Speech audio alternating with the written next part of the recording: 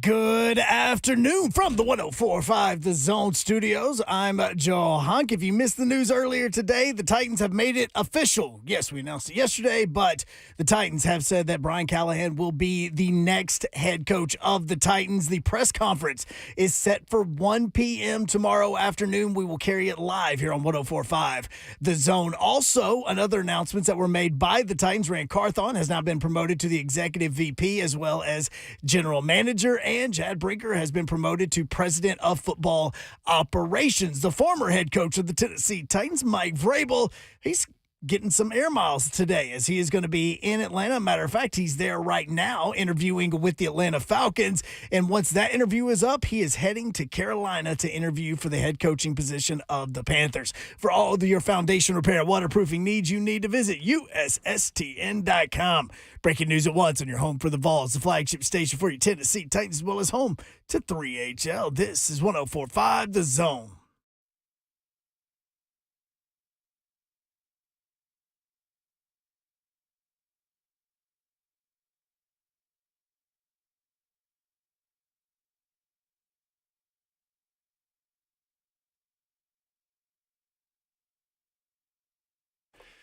Three HL 104.5 The Zone. What up? Hope you're having a great Wednesday. It is a rainy day in the Music City. Still a beautiful day if your feet hit the ground this morning, which I guess if you're listening to us, they did. Luckily, Slay's plane arrived safely last night. We were all worried about that. Yep. He did not text us to let us know, though. No, I texted him early this morning, and he was like, I'm good, bro. So Slay is in Charlotte. He will be dealing with SEC basketball tonight. The premier event is Alabama-Auburn.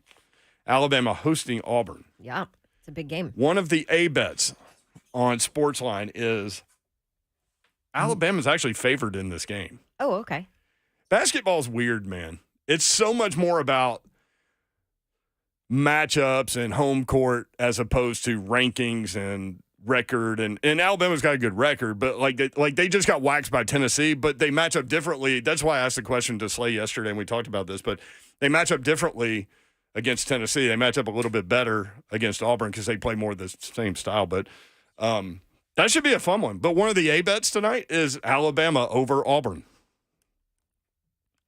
Sorry to give that away, AB, but... Well, I don't like that. The story of the day, obviously, and if you want in, you can watch the show live anytime, YouTube, Facebook Live, and Twitch. Twitch, please. The F&M Bank Chat is up and running, and you can get in. If you want to get in the old-fashioned way by phone, you can, 615-737-1045. The Titans have clearly outlined their organizational flow chart, which is what we talked about a while ago when they started this process and moved away from Vrabel, that it was an opportunity to, and let me, before I get too far, reset and get structured, right? Before we get into all that. Because it was a problem. It was, apparently. Dawn Davenport is here. Hi, I'm here. That's Bunk. Yes. That's Bunk. Yes, it Twitch, is. please. I was Twitch, watching. Please. Twitch, please. Oh, what was I watching? The Great Gatsby. But the old one, not the Leonardo DiCaprio Great Gatsby. Okay. It's Robert Redford. Oh. Great Gatsby. The OG. And they used the word bunk in that movie. It's punk. You see, it's punk. It was set in the 20s or something? 1920s? The Roaring 20s, right? Yeah, so when you first brought up that word, whenever you did, and I mentioned that, I was like, welcome to the 1920s, Babs. And you're like, people don't say the word bunk. And now everyone in Nashville says it because it's just sweeping the nation, It that is word. sweeping the nation. But You know why? Because it's the hip word. I thought about you when I watched that film. Anyway, Who knew? So when Rand Carthon said, after Mike Vrabel got fired, and Rand Carthon said, I answer to Ms. Amy, and so did Vrabel. At that point, you're like, okay, this is a chance to hit the reset button. And think about like your business, if you're in one, or maybe you own a business or whatever, you want it like streamlined, right? Like, so the last thing you want on top of all of your other duties, because this isn't the only business she runs. Let's keep that in mind. Yeah. Okay. Good point. The last thing you want is multiple people coming at you with things. well, he did this and he said this, and I want this player, but he wants this player, and I want this. That's the last thing you want, right? So it was an opportunity, I thought very clearly to, and we talked about it, for Rand Carthon to gain control. Because we were talking about how Vrabel had control over so many things, and like it was pretty obvious, I think, that he could see this coming, that Rand was going to take over and have control of the 53-man roster, which he now does. Yes. Among other things. And I think because remember, Mike Vrabel wanted Ryan Cowden as the GM, which would have kept him in some kind of control because of his relationship with Cowden. Control. Yes. So when Totally that agree. didn't happen, and according to reports, he wasn't against Rand, but he felt he wasn't ready and that he needed to be an assistant GM if you were going to hire him under Cowden. Right. But it also meant that because we talk in terms of hand, like who has hand, because there is a Seinfeld episode about that. But they were talking about relationships, like who has hand in the relationship, like who has the power. And so now you have a situation where you have clearly organized that flow chart. So Rand Carthon is the general manager. He's also been promoted to executive vice president. And as executive vice president / general manager, Carthon's duties will expand. This is from Jim Wyatt's story in TennesseeTitans.com. Will expand to include all areas that impact the football team: roster control, team activities, personnel decisions, including draft and free agent acquisitions, oversight of Callahan and his coaching staff, scouting, sports medicine, and player engagement. Boom. Sports medicine. I mean, he's got all of it.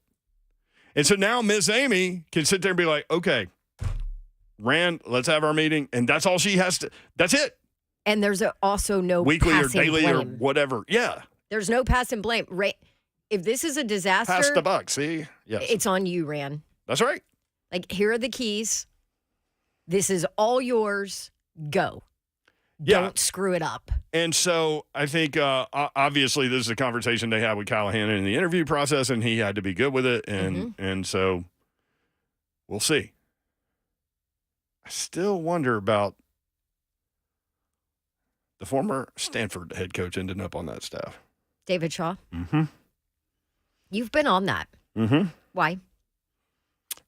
Just makes sense to me. Why interview him twice? Okay. Remember the last time they were hiring a coach and they started interviewing people, and some of the people that they interviewed ended up on the staff anyway? Mm-hmm. So I went back after we had this conversation yesterday because I was trying to remember from when David Shaw was at our football conference for ESPN and all that. And like I remember them doing a bunch of different things offensively, right? And he kind of talking about that. So I went back and looked at like all my notes about Shaw and from that whole thing or whatever. And creative, versatile. You got a running back that can catch out of the backfield. Mm-hmm. You can wildcat it in a way that you've never seen. Those are the things I remember about him, that he would marry whatever he needed to do with his roster. Whatever with his roster. And they did stuff that like maybe you had seen before, but you wouldn't be like, oh yeah, why don't we put that in our playbook? Do you know what I mean? And that was all David Shaw, or a lot of David Shaw. So maybe he doesn't. Maybe he takes another job. But I'm also just pointing out to your point. If I were them, I would that look at him. And that was back in what, 2013, 14, 15, right? Around then. That was very like forward thinking back then. But that's what the NFL has kind of gone to. And think about this says Rand has control over the coaching staff too. Now, my guess is he's going to have some sort of, back and forth with Callahan as to who he wants, what he wants, roster-wise and coaching staff-wise and things like that, but he makes the final decision. Well, I took it as Brian Callahan has control of his staff, but that it all goes through Rand first. And that may be how it is, because Right. it's written oversight of Callahan and his coaching staff. Right. Scouting. So over them. Right. So he's there. I mean, because at the end of the day, that Brian depends on Callahan Rand. is a first-time head coach, Right. too. And that depends on Rand. Is Rand the kind of guy to be like, hey, man, you're the coach. Get the coaches you want? I think so. I don't know. But we don't know. Yeah. I don't know. I mean, Could you see a scenario where Bill Callahan is the offensive coordinator and I don't know if Mike I would like Munchak that. is the offensive line coach? You'd have some OGs. Your offensive line would be better immediately. Would you want? I would not want Bill Callahan as an OC. But he's not calling plays. I don't care. You just stick with that offensive line. Maybe to your point yesterday, maybe you have Bill Callahan and Mike Munchak both run the offensive line. I mean, they had 3 damn coaches this year. Yeah. And you saw what that did. And it was garbage. At best. Nobody developed. Let's go Steve in Nashville real quick. Steve, what's up, man? Hey, thanks for taking my call, guys. Yep. So the whole deal with Cawthorn when he preached it to us before he and Amy could reveal it was collaboration. I know everybody hated that C word. I hate that word. Buck hated the C word. Right. Anyway, Ugh. so yeah. No, So but that's important to bring back up to the discussion we just had. Yeah. That's why I was bringing it back up. Yeah. I kind of think what Don's thinking. I think he's going to go because think about the last regime. I'll bet you they tried to keep him. It doesn't matter what I think now, but he wouldn't let go of anybody. Now he's going to say, "Look, dude, you got to let him go." He's going to legitimately have Callahan probably name his staff and say, "Hey, what about this guy? What about this guy? Let's talk to both of them." So I do think it's a collaborative effort. I do agree with you guys. I'm going to throw you a bone, okay? All the stuff you're talking about is great, and I love it. What if our left tackle's on the team and we can go after someone for Will Levis, i.e. Dunzier or Brock Bowers? Because what if that last – I'm throwing it to you. Yeah. And talk about it. Because I think Skoronski may be your left tackle and Radens may be your left guard. It's funny. We went through this yesterday because I heard. Yeah. Yeah. So the new head coach thinks he's a guard, but yeah, and I've gone through this like over and over. I wanted Skoronski at left tackle, and then Cosell ripped me a new one, and I say that like laughingly, but ripped me a new one, and he's like, he's a guard, Don. Then you hear Brian Callahan talking about Skoronski. Yeah, he's definitely a guard. We'll read that quote again. Everybody, it was delivered before the draft on the Cincinnati Bengals podcast. Yep. Where he said he's the best offensive lineman in the draft, and he's a guard.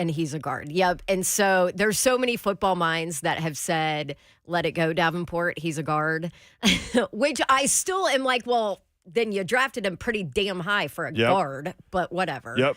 I digress. Yeah, people are throwing Liam Cohen's name in there, too. I'm all about that, too. Like, I think, I mean, he's worked with Levis. You know what I mean? And he got more out of Levis than anybody. Yeah. Well, honestly, anybody. No, that's true. Before he transferred to Kentucky, too. I mean. Yep. Also, Chad Brinker has been promoted to President of Football Operations. As President of Football Operations, a new role for the organization. Brinker will provide executive leadership and support for the entire football side of the organization. His day-to-day responsibilities will include direct oversight of the football departments that address salary cap management, analytics, and strategy, communications, information systems, and team operations, including security, video equipment, and grounds. Brinker will also continue to provide scouting evaluations of top talent in both college and NFL. So, I've heard that would indicate really intelligent guy. Yes, Right? I've heard great things about Brinker as far as ideas and conversation and plans and big picture things.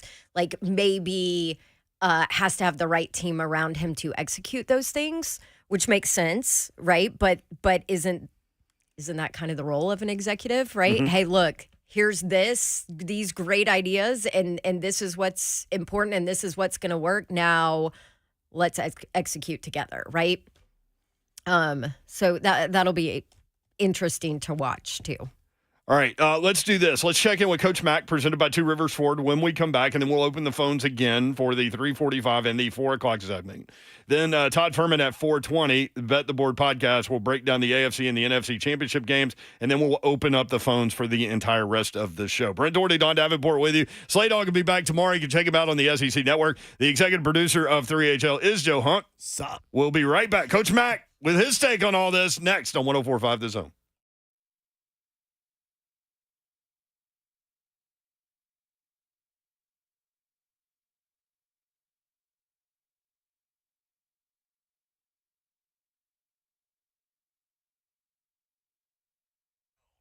Ain't that the truth? And maybe after all of this snow and ice and all of that. You've been stuck in the house. Maybe mama needs a break, right? The kids were out of school for like 8 days. And maybe mama needs a visit to a Moment's Peace salon and day spa. I'm telling you guys, this is a great gift for somebody that's been stuck in the house in the snow and the ice. Thank goodness for a Moment's Peace salon and day spa. If you know somebody that needs a break or a treat after last week, and hey, maybe it's you that needs it, right? A Moment's Peace offers at least 10 different services, all under one roof: massages, manicures, pedicures, sunless tanning, waxing, makeup, skincare, facials. Their hydrofacial is amazing this time of year when your skin is dry and just needs a good clean. A Moment's Peace Salon and Day Spa can do all of it. You could go get a gift card 24/7 on their website, amomentspeace.com, or call them at 615-224-0770. You have a special request. You want to set up something special for someone who is stuck in the house the last week and a half. Just stop by, too. They are right there at the intersection of Carruthers Parkway and Bakersbridge Avenue. A Moment's Peace Salon and Day Spa. Got to Dodge Chrysler Jeep Ram. Real quick, Jim Wyatt will join us at 4 o'clock as well. I forgot to mention that. At J Wyatt Sports on X, TennesseeTitans.com is the website. So we'll talk about that flowchart with him. Gupton Dodge Chrysler Jeep Ram. That's where you need to go to get that next new vehicle, whether you're looking for a car, truck, SUV, or Jeep. Gupton has your vehicle. Maybe you need four-wheel drive. Maybe that last snowstorm encouraged you to maybe go down that path. You certainly can. Talk to Daniel Gupton and his crew about what you're looking for. More space. Maybe you need that third row in the vehicle. Maybe you need better gas mileage. Maybe you need less room. Maybe you need less of a payment. Talk with them about what you're looking for. There will be no pressure on you from them at all. They simply want you in the vehicle that is right for you, and that's what will happen. So go take your test drive. Go inside. They will help make the numbers work, and it'll be that easy. 24 West toward Clarksville, exit 35 is about 9 miles outside the city. Then a beautiful drive into Springfield, Tennessee, and the best vehicle buying experience you've ever had. 3450 Tom Austin Highway in beautiful Springfield, Tennessee. Gupton Dodge Chrysler Jeep Ram, just 30 minutes from downtown Nashville. Check them out online while you pretend to work. GuptonMotors.com.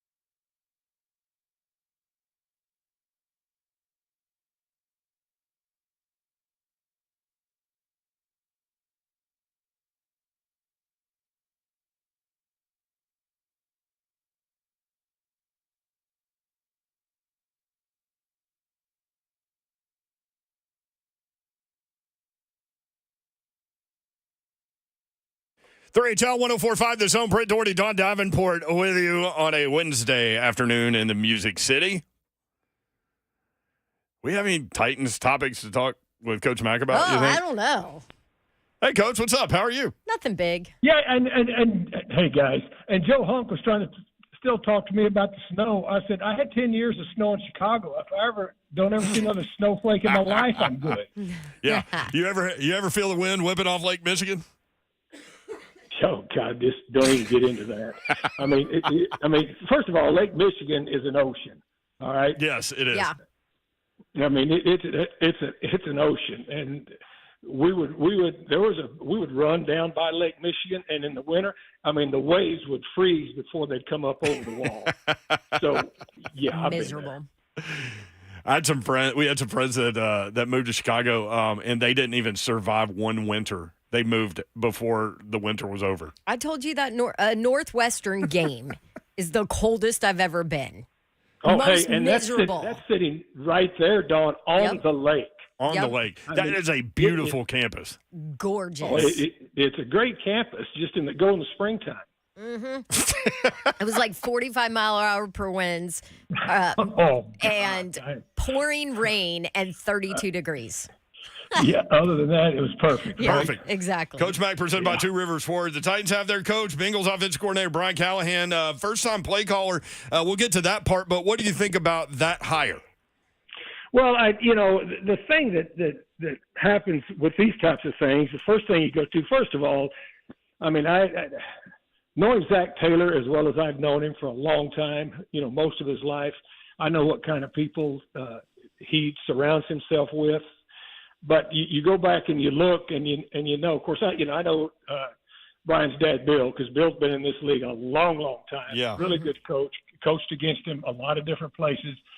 I mean, this guy's a football guy, all the way through. Extremely, extremely, extremely smart, and has come up through the ranks the right way. I mean, this is not just a flash in the pan guy. I mean, he is legit. And when you start to look at some of the quarterbacks that he's been associated with throughout his ascension in the National Football League, and listen to what they say about him. Have you guys seen Dan Pompei's article that has resurfaced that he wrote about him?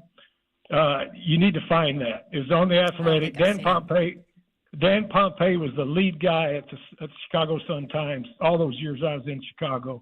Is one of the best sports writers in the country. And when he does something on somebody, it's legit. But go back and just read it about the quarterbacks that he's been around, starting when he was just I'm sure when he was a youngster, when his dad was coaching the offensive line at the Eagles with Randall Cunningham. Just start with that and go all the way through it and read what Peyton Manning says about it. Yep. Because they were together in Denver. Mm-hmm. So those types of things mean something, and especially in quarterback rooms.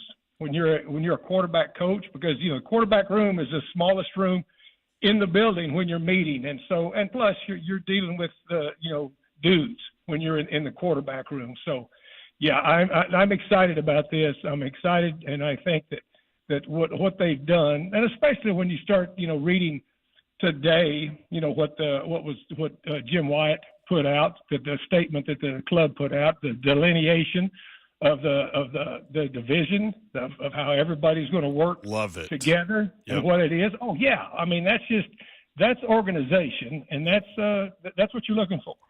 Isn't it that whole, I mean, I know Miss Amy had said, listen, I'm going to let the structure of decision making and all that be known when I'm ready. And then answered that and addressed it basically position by position and all of that, and exactly what everybody would be overseeing. Isn't it pretty typical of what goes on in an NFL franchise as far as kind of power and chain of command and all of that? Yeah, but let me tell you what's important about this is, and as I said, let me just take it back, and all I can lean on is all of my years of experience in this league through the various stages of my career. And when I went through, the 3 interviews that I did for a head coaching position in this league, those were part of the interview process. those delineations of how everything was going to be decided. Here's what we're going to do as an organization. Here's who's in charge of what. Everybody answers to the owner. I mean, all lines point to the owner, but everybody is slotted in. But it was down so that there was never ever any misinformation about exactly who's in charge of what. Exactly. I want a funnel, and Rand is the tip of that, right? Like, so then he has the meetings with Amy. And let's just go ahead and throw this out here for people because we've had messages from people that she doesn't live here and all those things, and we hear that from time to time. I'm telling you right now, Miss Amy is fully involved in everything that's going on within that organization. She knows wants what's to know going on in her all of it. building. Now, she wants her people to do their jobs, but she wants to know about it. But you better believe that in capital letters. I promise you. Yeah.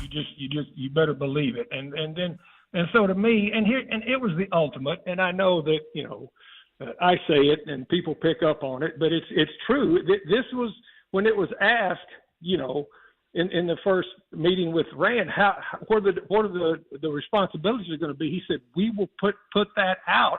And he and Amy and Chad and everybody involved in the upper management had been talking about they will lay this out. But this was a true just keep your powder dry moment. If the time is right, then you'll find out. And there's no hidden agenda there. And I like the fact that it was delineated and laid out so that you know exactly who's who. Yeah, and just because Rand has, control of the 53 and oversees the coaching staff and all of these things doesn't mean that there's not, communication between multiple people in terms of what the best decision, whatever those decisions are, right? Nobody acts interdependently in an NFL football office. Right, Nobody. There's no authoritative dictatorship going on here. Well, the only, if you want to be honest, the only real authority is the owner. Yeah, that's true. Yep. Everybody else works for the owner. Coach and Mack, you work together for the owner, for the club, for the team. Coach Mack, presented by Two Rivers Ford. Coach, we've seen so many examples of, we were kind of rolling through some of these yesterday, of first-time play callers as head coaches, like that they get that role when they become a head coach. And Mike McDaniel down there, you mentioned Zach, like there are a lot of examples of that. How do you see that playing itself out with Brian Callahan?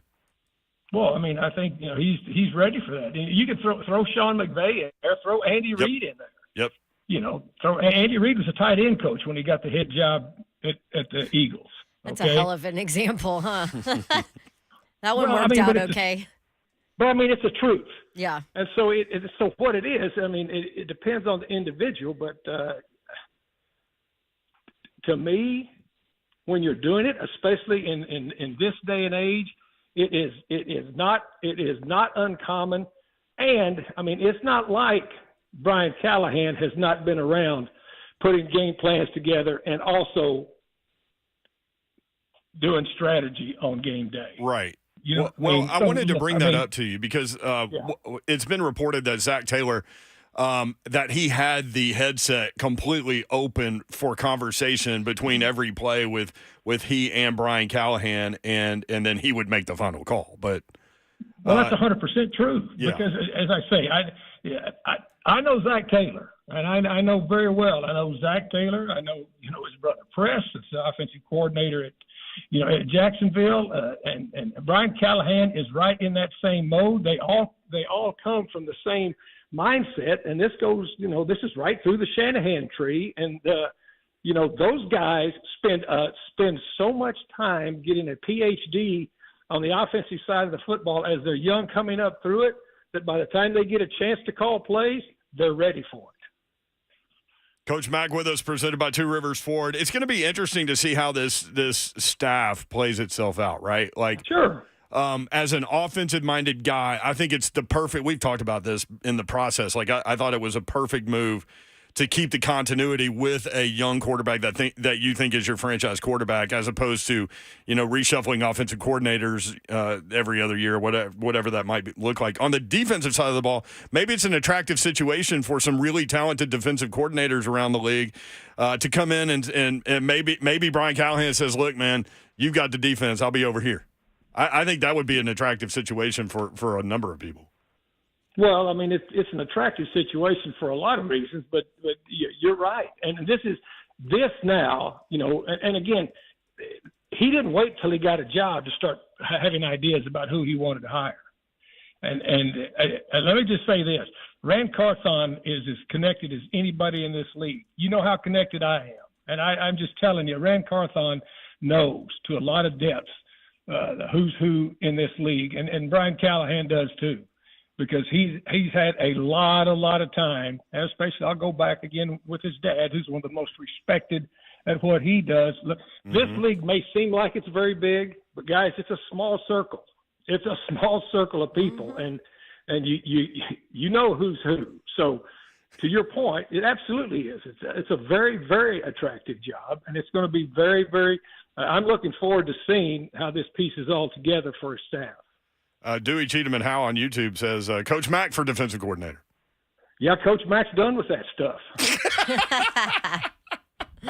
Right? Coach Mack had a great career and loved every minute of it. But guess what Coach Mack is right now? Loves every minute of what I'm doing. So, again, as I said, Coach Mack has been there, has done that, loved every second of it, and it's afforded me the opportunity to do this now that I love. So, thanks, Dewey, Cheatham, and Howe, but no thanks.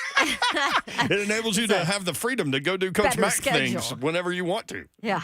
I can do so much Coach Mack stuff now that Shiano, I love doing. I know exactly what you use, Dawn. to be able to do this stuff and be with the fans and be involved and I'm loving it. And now this is an exciting time for this franchise right now. Yeah. So let's talk, Coach Mack, about the Bill Callahan. Obviously, the murmurings of, is Brian Callahan going to hire his dad to be on his staff? What are your thoughts about that? And then let's dive into the NFL contract issues with Bill Callahan still being under contract with another franchise. Well, he is still under contract, and so that's the first thing. But there's if you read the fine print on what that says. I mean, if you're offered a coordinator position, well, then it gets a little bit more clear as to what you can do. But the way it defines a coordinator position, it's pretty tight. It can't be any, because what people were doing, and the reason the genesis of this new rule is people were offering co-coordinators and running game coordinators and this and that, and they said no. But now, if you are a true coordinator on one side of the ball and you run all the meetings, you don't have to call the plays, but you have to run all the meetings, then you can do it. Boy, that would make a lot of sense. Let's go ahead and get Mike Munchak back here, too. You pulled that, Mayor. Okay. Let's get Mike Munchak back in here, too, Coach, while we're at it. Let him coach the offensive line? Well, I'm not hiring anybody. I hired a lot of people in my life. Now they don't ask me to hire anybody, but I get to talk to y'all. And you get to say hire that Munch, right? You get to say that he's a great offensive line coach, don't you? Munch, one of the best I ever worked with. Yep. And let me tell you where my respect for Mike Munchak. I agreed to stay a year with him. Yep. When Fish left, just because how much I respected him. But here's the deal: that I have respect for Munch and guys that are former players in the league that are willing. And you're talking about a Hall of Fame player, correct? But he was willing when he got an opportunity with the Oilers and with Jeff Fisher to come in at the bottom, came in as an offensive quality control guy. In my first year in the league, guys, I was offensive quality control, defensive quality control, and linebacker coach. So you spend a few hours in the office. Good Lord. And people don't understand the grind that is quality control. Cutting up tape, and especially back then. Back then, yeah. Well, that was back then before you had all these computers. When you got a computer printout that had perforations on it, and you had to spread it out and then clip it all. I don't want to go into all of it. Oh, my gosh. I can imagine the time. Yeah, sleepless nights. Anyway, but what I got was, I got a doctorate degree in the National Football League. Yep. Yeah. as to what it was. I mean, now, and Mike Munchak was a Hall of Fame player, but after that career, it's different. A coach's life is much different than a player's life, but he was willing to put in, and he's a grinder, and I was so impressed, when I was on the same Jeff Fisher staff with him, just his preparation and the time that Mike Munchak put in on the offensive line. And, I mean, he's just damn good at it. Coach Mack with us, presented by Two Rivers Ford. Coach, exciting off season. We've talked about it for months that this was going to be a good one, and boy, it sure is. Lots of fun and interesting and entertaining tidbits every day. Well, it absolutely is, and it's an exciting time. And as I said, what I've been grinding on, the only thing I can control is going down to the Senior Bowl with Rhett and Mike Keith and Ramon Foster, and we'll start figuring out who some of these players on. That's yet to be determined. That's yet to be determined. First of all, you've got the four of us. So if you put all four of our brains in a thimble, it'll rattle like four BBs in a washing machine. We can't quite figure out. But we'll be there from start. We'll be there from start to finish. I know this. Whenever we go down, we're coming back Thursday. I told Rhett Bryan this the other day. He made the mistake of walking in the studio, so then he had to do a segment. But we quickly remembered him telling us about Tyjae Spears at the Senior Bowl, like before the draft even happened. I mean, look, I've been around coaches before, and I consider Rhett. He's one of the best, and he absolutely loves what he does. But when I first got here and he said, "Mack, would you just teach me the draft, how to evaluate?" And I said, "Absolutely." I mean, and he talked about he grinds too, but seriously, and I hope he's listening, because I'm saying this with all love and due respect. Got a man crush on the guy. I mean, he did. I mean, he did. It's he still had a there. man crush on it from the start. And on draft night with Mike Keith, Mike Keith's the best, and he looked up at us and he went, "Rhett, I think you're going to be happy with this next one." Rhett looked at him. Love it first sight. Yeah, love it first sight. Don't tease me, Mike. I thought he was going to start crying right there at the table.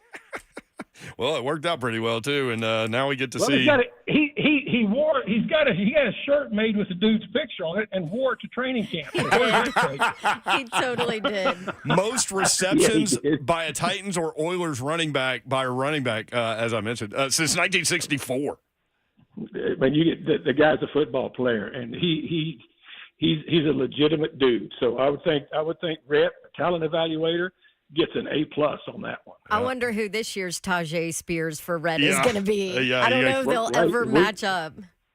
I don't know, but we'll find out. And I always tell him, don't be an IE. That's what I first started trying to tell him. He said, "Look at instant evaluator." See, I love it, Don. You listen. There we go. Love it, Coach. Hey, thanks for the visit, man, and we'll talk with you soon. Always enjoy it, guys. See you. All right, there he is, Coach Coach Mack. Presented by Two Rivers Ford. All right, more of your reaction. Titans kind of outlined their flow chart today. 615-737-1045. Rand Carthon has complete control of the 53. Don't screw it up. We'll be right back.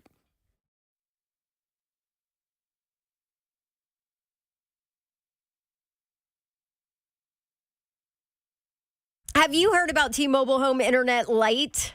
Yeah, Internet Lite is what I said. Like, somebody actually thought that making light internet was a good idea.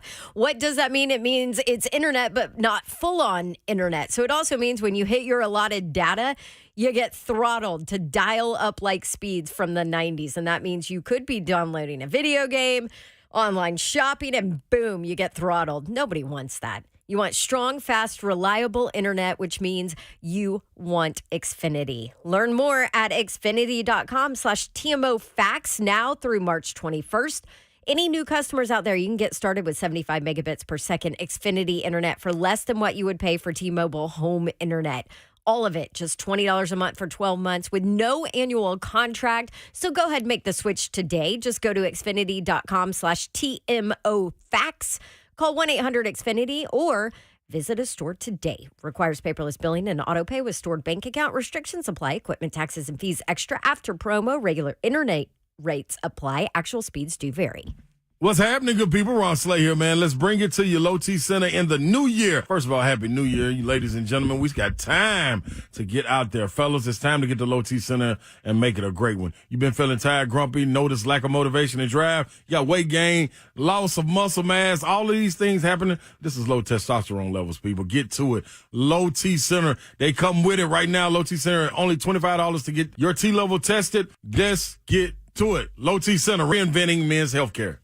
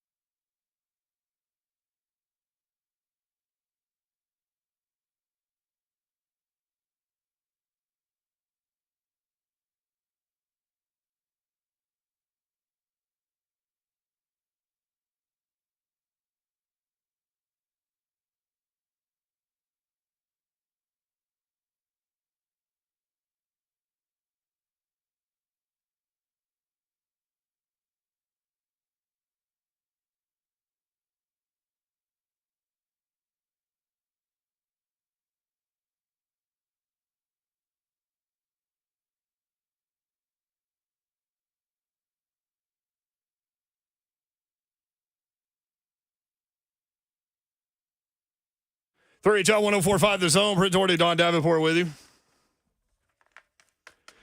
Joe Hunk is here. Sup? Hunk, I still think you should play your little Madden team on Wednesdays. I would love it. Just do it with Brian Callahan as the coach. Yeah.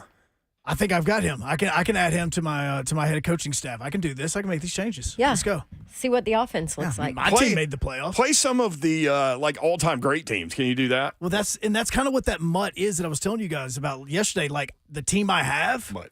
it means my ultimate team. My starting quarterback is Joe Montana. My running back is I love doing LT. that. Yep. And I've got Randy Moss as a wide receiver. I might bust out Madden just to do that. I forgot all about that. That is hands down like the best thing. That's way more fun than doing a lot of stuff. And that's where you get to play with the retro players. That's where Keith Bullock's new card comes out. It came out yesterday. Oh, yeah, you sent us that picture. Oh, I told you it looked funny. It's funny. Looks good, though.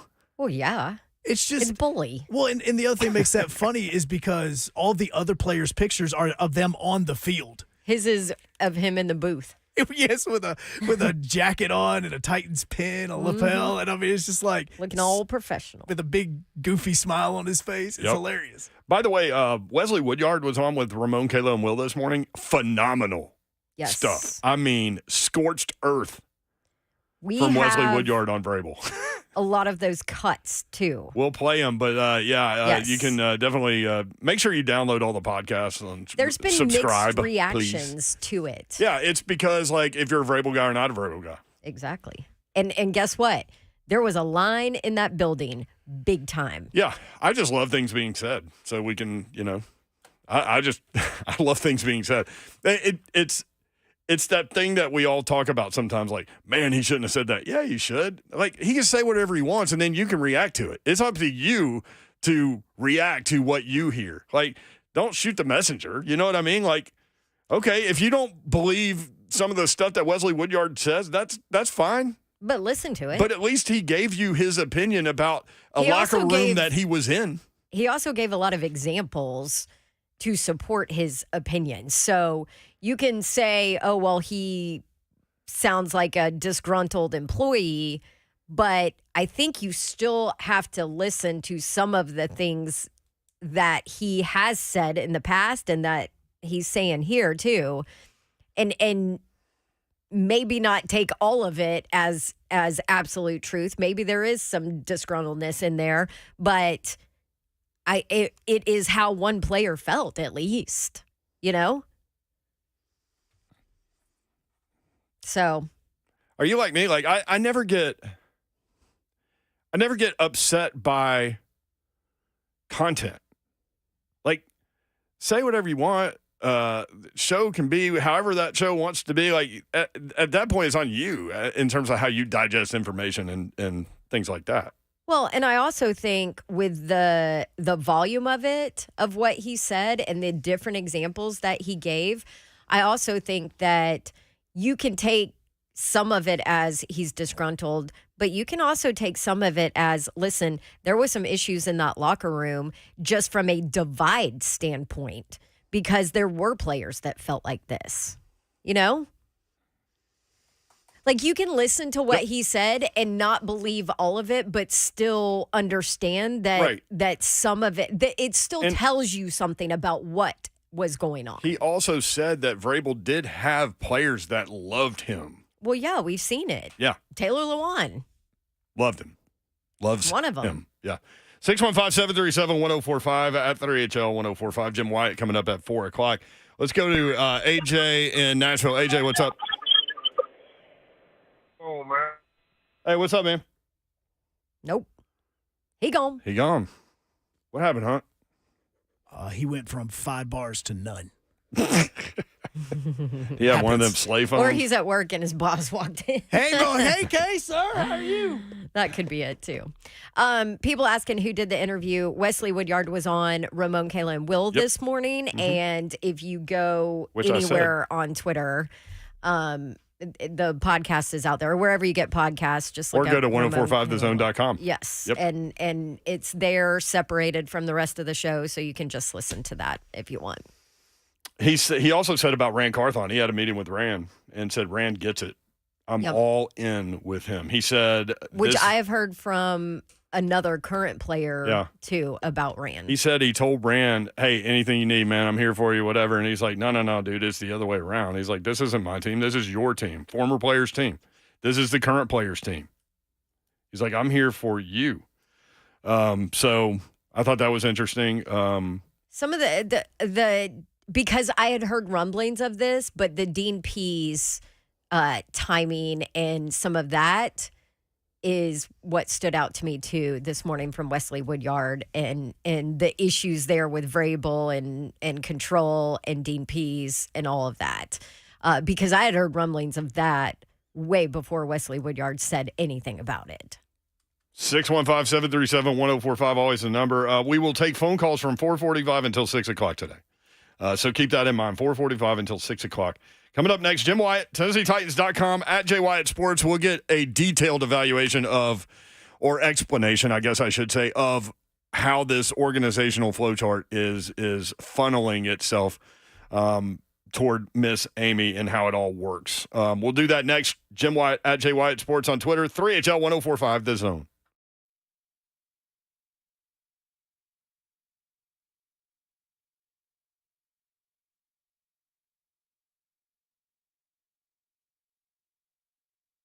We will actually hear from the Titans' new head coach tomorrow at 1 o'clock. You can listen to that press conference right here on 1045 The Zone. Great news out there right now. Mortgage rates have come down in the past couple of months, and Loan Pronto is who you need to call if you want to take advantage of some of these fixed rates with APRs in the fives. Maybe you got stuck with an awful mortgage rate last year. A lot of people did, and Loan Pronto is there to help you switch it out for a better payment. They can do it fast. They can do it with no appraisal, and they can do it with no closing costs. So maybe you're back in the market to buy a new home because there are actually affordable mortgage rates out there now. Loan Pronto can and will beat anyone else's rate. Or maybe you need cash. Pay off those credit cards, pay off some big home project you have to do, like a new deck, like me. Loan Pronto can hook you up with an express equity line at a great rate and keep your main mortgage intact. They can do all of it. LoanPronto.com is where you can start the entire process, or just give them a call. They make it super easy.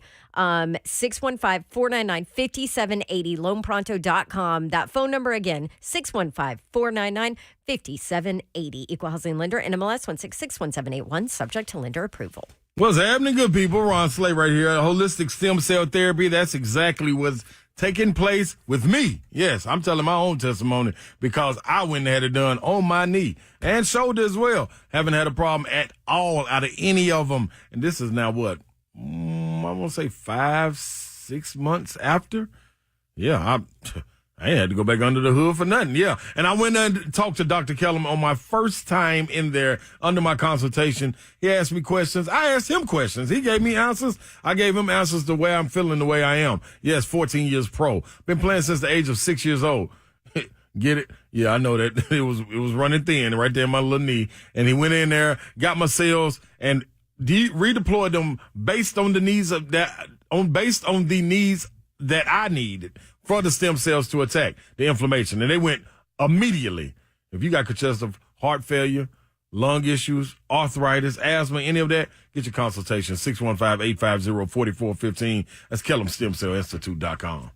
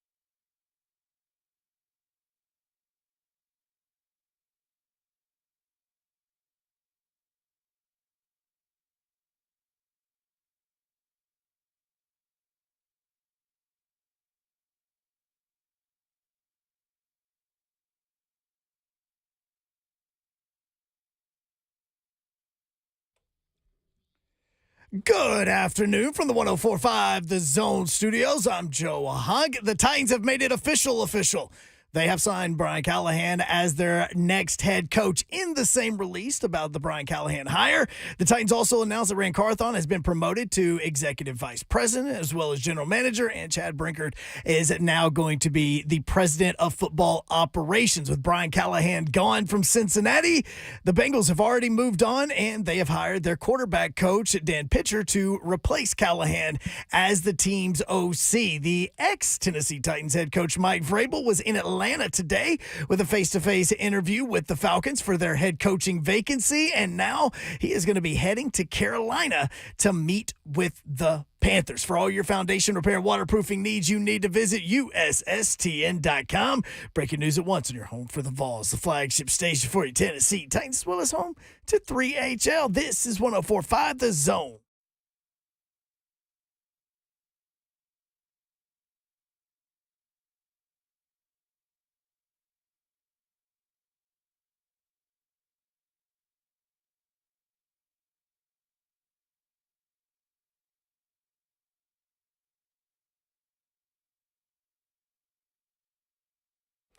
The HL 104.5 The Zone. Brent Doherty and Don Davenport is here, ladies and gentlemen. Let's go. Happy hump day. That's what Slade would say. He's been in and out of the chat, too. You can watch the show live, YouTube, Facebook Live, and Twitch. Twitch, please. By the way, where was this? I told you I was going to lose it. Oh, Taylor asked a question. He said, where did your insinuation about Vrabel not being upset about getting fired and even so far as maybe hoping he would be, or am I crazy misremembering? Yeah, I believe all those things to be true. Mm-hmm. Because I think this organizational flowchart was coming. Right. And he was informed about it. I don't know, but he ain't here.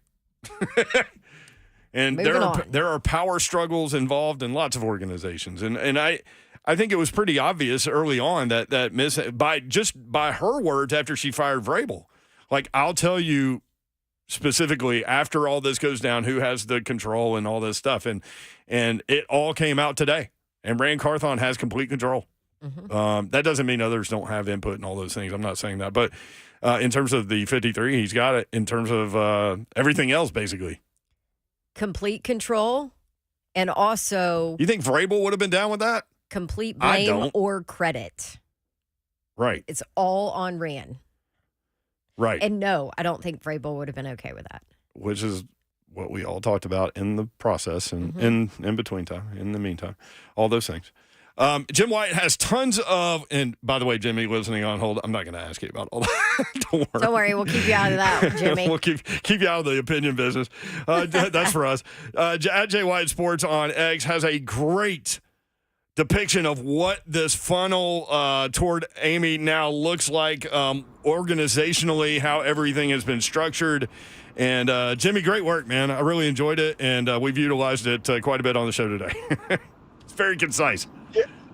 Yeah, and it took a while before the team, obviously announced that Brian Callahan was going to be the team's next head coach. I know that came out on Monday, and a lot of people wonder why it wasn't announced that night or Tuesday, and why it was until today. And I think part of it is because you had some other moving parts that you wanted to have in place before you made the announcement, how it all buttoned up, and that's kind of the way things played out. There's also contract situations you have to work through. It's different than just shaking your hand and you have an agreement. Some of the national guys can get word of that and go with it, but you have to follow other steps in order for it to become official. So that's kind of what played out there, and now everybody knows what things are going to look like moving forward. You guys talk about Rand and him having sales or roster. Chad Brinker obviously got a promotion as well. I can look at him in his role now, kind of like what Rich McKay has in Atlanta as the CEO of the Falcons, and work with Brian Callahan. Now all these guys are going to work together. I think it's a good group of football people. I've heard great things about Brian Callahan. We'll get to see him at the press conference tomorrow. I think he's going to work great with Rand and Chad. And I get the sense that after a lot of emotion stirred up by what happened when Mike Vrabel's fired, I get the sense most people are kind of excited about the direction things are going now.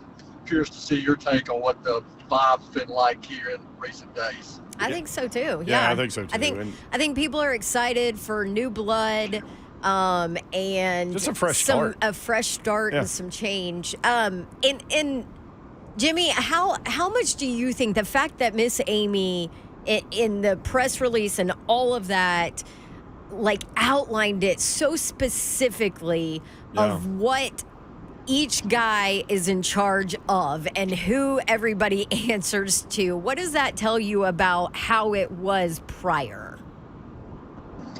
Well, I know, and I heard Bert Nahill on this morning address some of that and acknowledge that maybe things weren't as clear and laid out as far as who's doing what last year. And I think they wanted to make sure everyone's on the same page moving forward.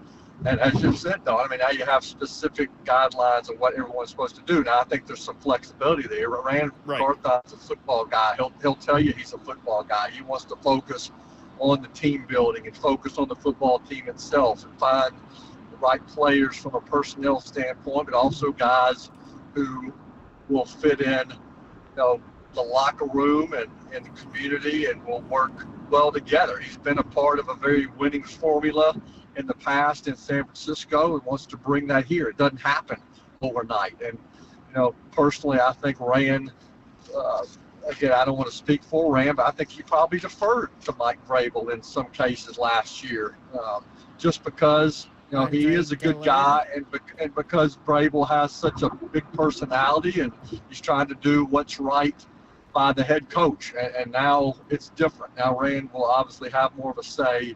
He will have, he will be making the decisions along with others. And I think that was important for Amy to have people know that and also have people in the building know that.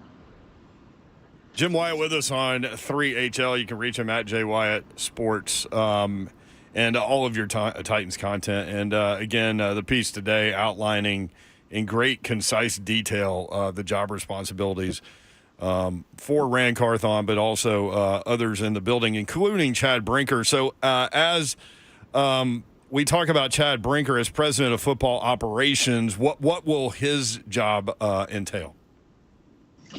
Well, and I'll read it straight from how we described it on the website. A new role in the organization, he will provide executive leadership and support for the entire football side. His day-to-day responsibilities will include direct oversight of the football departments that address salary cap management, analytics, strategy, communications, and information systems, which means he's my boss and I'm on the communication side. And then there's a lot of other things that fall under his window as well. When he joined this team after being with the Packers, it became very clear to me that he was more than just, an analytics guy, and he wanted to have his hands in personnel and scouting some as well. So I think he'll still have an influence on that side as well. I think, yes, while some things are clear cut in what the team put out and what Amy laid out, I do think there is some flexibility there to take advantage of strengths of people that work for her. So while Chad obviously will have a lot of responsibilities, I think still helping build the football team and having a voice in some of the decisions is going to be a part of his role as well. Jim Wyatt with us on 3HL. So I guess next is the press conference tomorrow, and then, some media availability. How quickly do you think, he'll move on staff, hiring staff?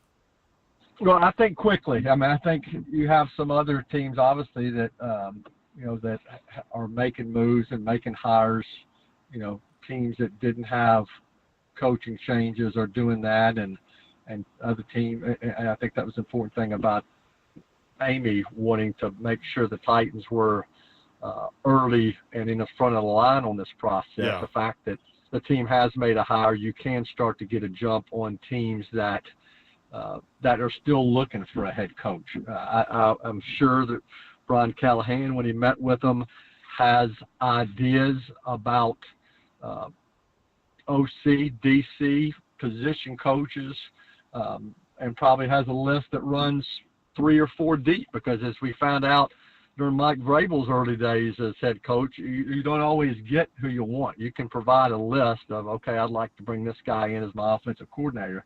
That doesn't always happen, and that's what happened with Vrabel. I think we all remember the reports of the team requesting permission to talk to certain guys, and they were denied. Other times guys took a job somewhere else. So I'm sure Brian Callahan is going through that process now, figuring out who's available. It will also include speaking to assistant coaches that were on Mike Vrabel's staff that are still under contract. I still see some of those guys in the building, and I'm sure they're waiting to meet with him and just find out what their future holds. This team has some good coaches still on staff here. Some of those guys are interviewing for opportunities elsewhere, and we'll have to see how those shake out, and depending on whether they're going to take a job somewhere else or whether they'll be retained. So it's a juggling act that will start now, and I think you'd like to start to get some pieces in place as soon as possible. Yeah, with the Senior Bowl coming up and all those things. Yep. Mm-hmm.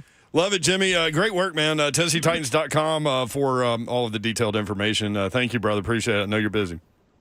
Okay, you guys have a good rest of the week. Thank you. All right, Thanks, sounds Jimmy. good. Jim White usually joins us on Tuesday. I figured yesterday, since the news hadn't been official, that through conversation with you guys, it might be a better idea to wait until after it was officially announced to have him on. So because he works for the team, so he can't talk about something that they haven't announced, as we are free to do. 615-737-1045, always the number. We'll open the phone lines at 4:45, so keep that in mind. They'll be open the rest of the way. When we come back, though, we're going to break down the AFC and the NFC championship games in great detail with Todd Furman. That's next on 104.5 The Zone.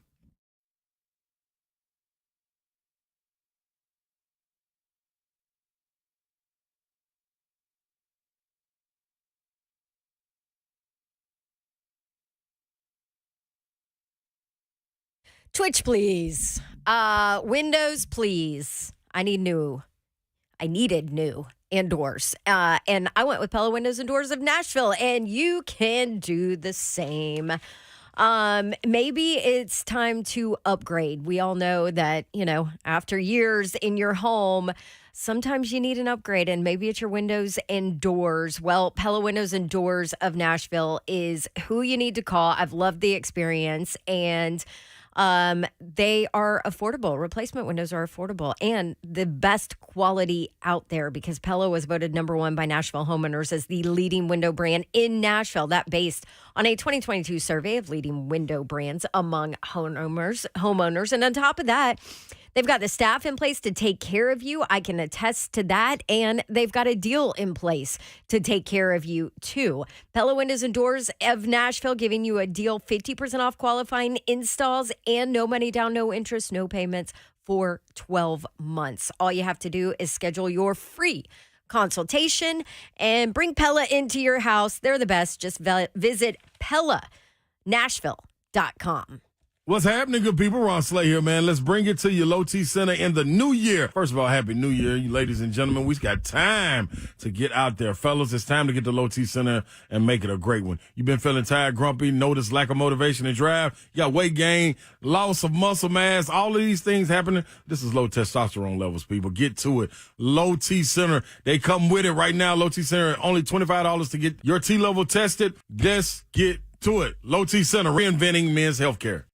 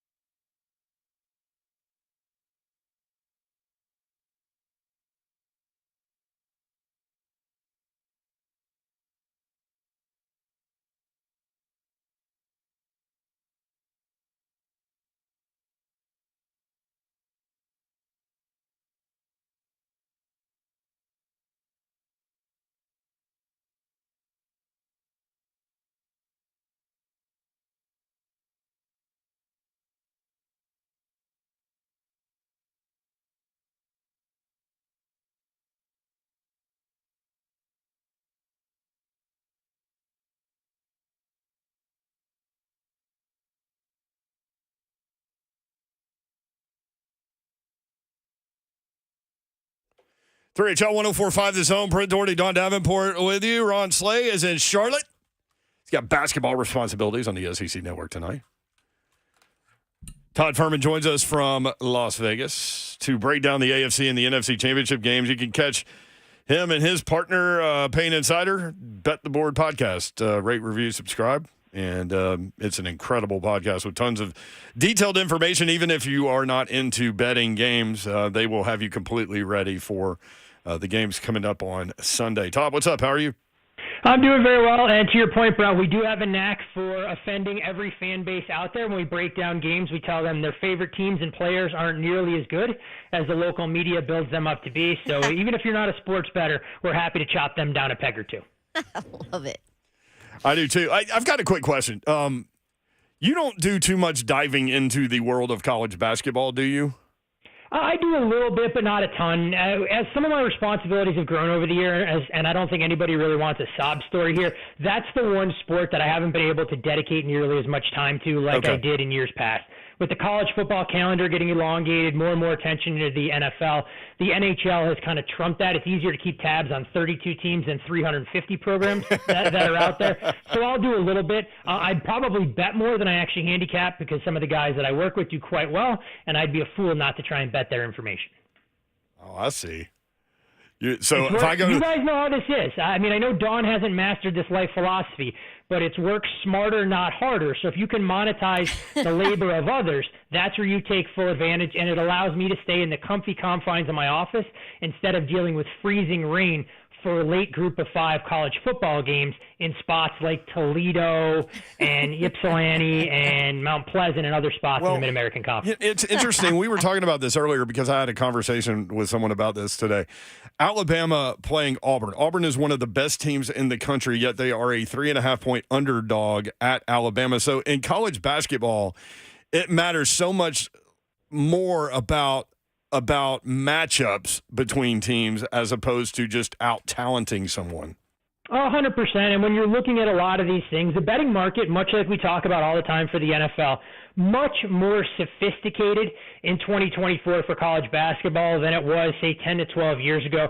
Even longer than that, you didn't have all of these analytic sites that were out there, and it allowed professional bettors to get a competitive edge over the odds makers because you could find these teams that were undervalued when they played at home who you'd like to bet against on the road. But whether it's Ken Palm, whether it's Bart Torvik, or a lot of these other metrics that are now more forward-facing, odds makers have those tools at their disposal. So you have to dig a little bit deeper into the numbers instead of just blindly going into situations where people go, I want to bet the team that's not ranked as a home favorite, or I want to bet X over Y.